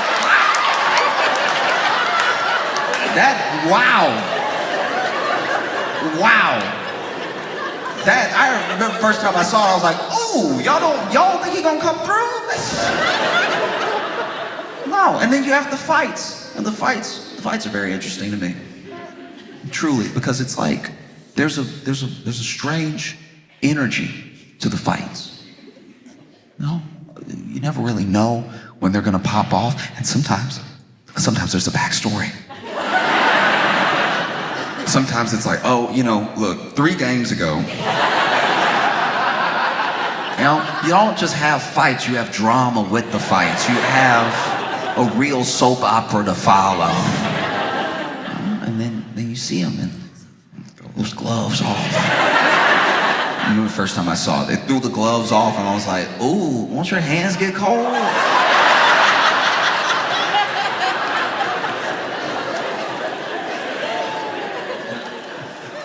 And then they go swinging each other. And then what I really love is they grab the jersey for leverage.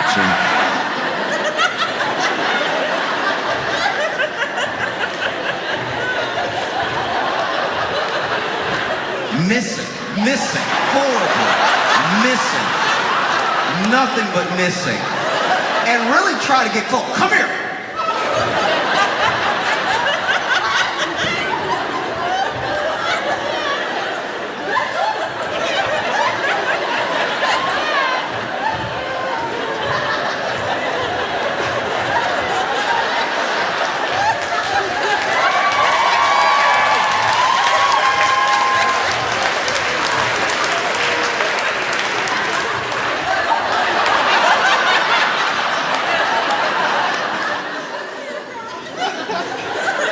Missing.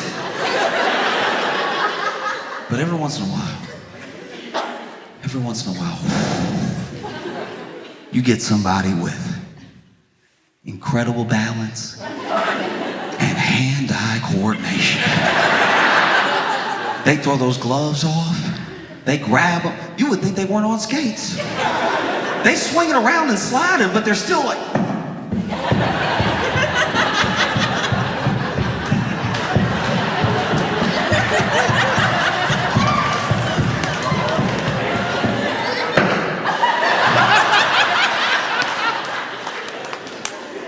Incredible. Anytime, anybody can get it. Incredible stuff. People really believe that Canadians don't fight, that they don't have fight in them. We didn't know you had booze, But I knew because a while back, I saw a news story that took place in Canada, trying to be international. And I saw this news story about a man who was woken up in the night when 2 burglars broke into his home and were trying to figure out what they could take. They clearly hadn't done a good job casing his residence. So they're just looking for whatever, right? And then he wakes up, and let me first say this. If someone breaks into my home and is looking for what to steal, I don't know if I'm gonna confront them immediately. I think I might try to come up with a plan. Maybe I'll pretend I'm a ghost.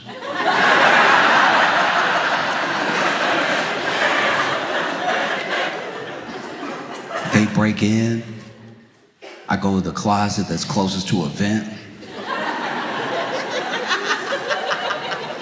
I'm like, ooh,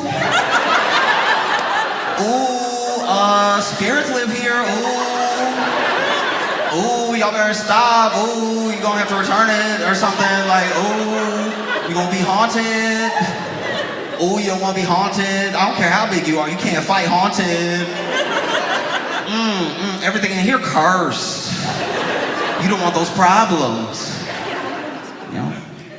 Maybe that doesn't work. Maybe they're not afraid of ghosts. Maybe they don't believe in ghosts. Maybe they know it's me. Plan B. I'm gonna act like a bigger man. They haven't seen me yet. No? Lean around the corner. Hey! Hey, don't make me put my killing shoes on. Yeah, you lucky I don't have my shoes on right, because if I put my shoes, ooh, everybody dying in here. Right. Because that's plan C. To act like my own dog. You know?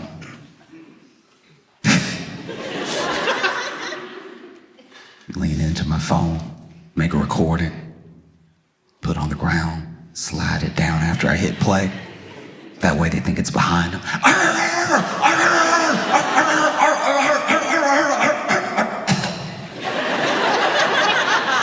I'm probably gonna cough. Trying to bark makes me cough. And then, last resort, yeah, might have to fight them. No, I have to just run up on them and do what men do. And I have to roll up on them real quick and start biting as hard as I can. Yeah, please believe you gonna wish it was a dog when I get done, all right? I brushed and I flossed tonight, so get ready. No, but these dudes, they broke into this guy's home and they had ski masks on, and I don't know about you, but if somebody already got the ski mask on, it just makes me feel like they're a professional criminal. Do you know what I mean? Like, you got the ski mask on already, I'm like, this is real crime we're dealing with right now. And this dude doesn't hesitate at all. And all he got on is his shorts, by the way. He just like shorts, no shirt, anything, and he starts pushing them up against the wall, and he starts fighting both of them, and really swinging, and they're swinging at him, and he's taking some hits, but he's giving a lot. Just bow, bow, bow, bow. He's like fight juggling them, because he'll hit one, and that one will fall, and then he gets to concentrate on this one for a second. Bow, bow, bow, and then this one gets up, he's like, you can get some too, bow, right? And then their fight, he puts up a real fight to the point where at first they're ganging up on him. And then they're both like, look, I don't know how nice this apartment is. Maybe nothing in here is worth these lumps we're catching. And so then they try to leave.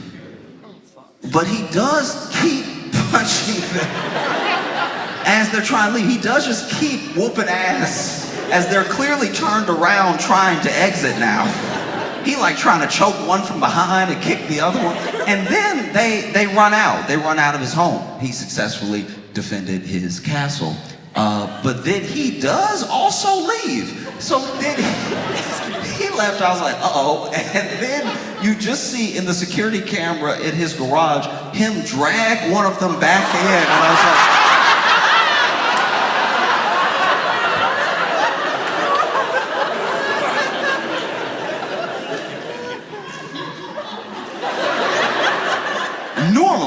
Normally, in the US, there's a sentiment around this sort of thing. Like, there's warnings, it's like, there's yard signs, don't come unless you're armed, blah, blah, blah. Like, there's a very frenzied passion, there's a fever dream in the US of legally being able to kill someone that comes into your home.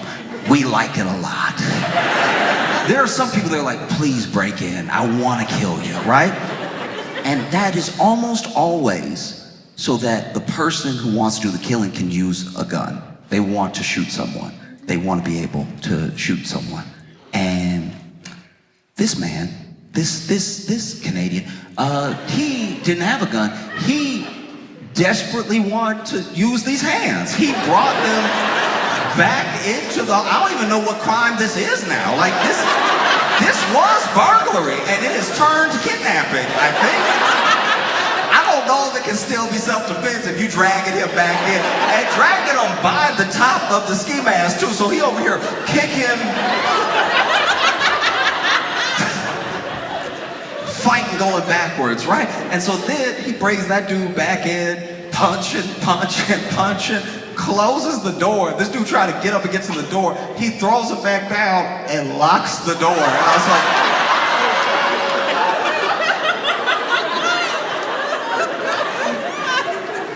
like, y'all done accidentally broke into the devil's house. That's crazy. And I think he had one of those things where instead of a key, it was like a combination thing. So as soon as you put in the combination, the lock will start to turn because that's what's happening. Because now the dude who was the second burglar, he must have been running and realized nobody was behind him.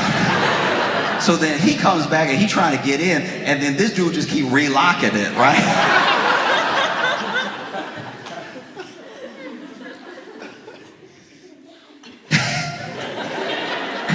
So then finally, you know, this dude just manages to get the ski mask off the guy, so now he sees his face, now his face is on the camera and everything. But then, I don't know how well this burglar could fight. It didn't seem like well at all.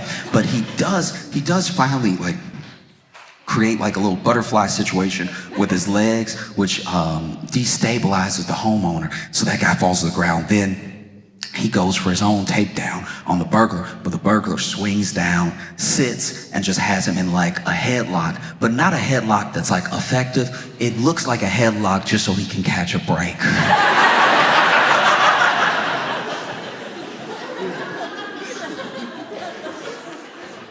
You know, so when you see Trump talk about like a 51st state, I feel like if I worked at the White House, I would just bring an iPad and like, Mr. President, this is what they do.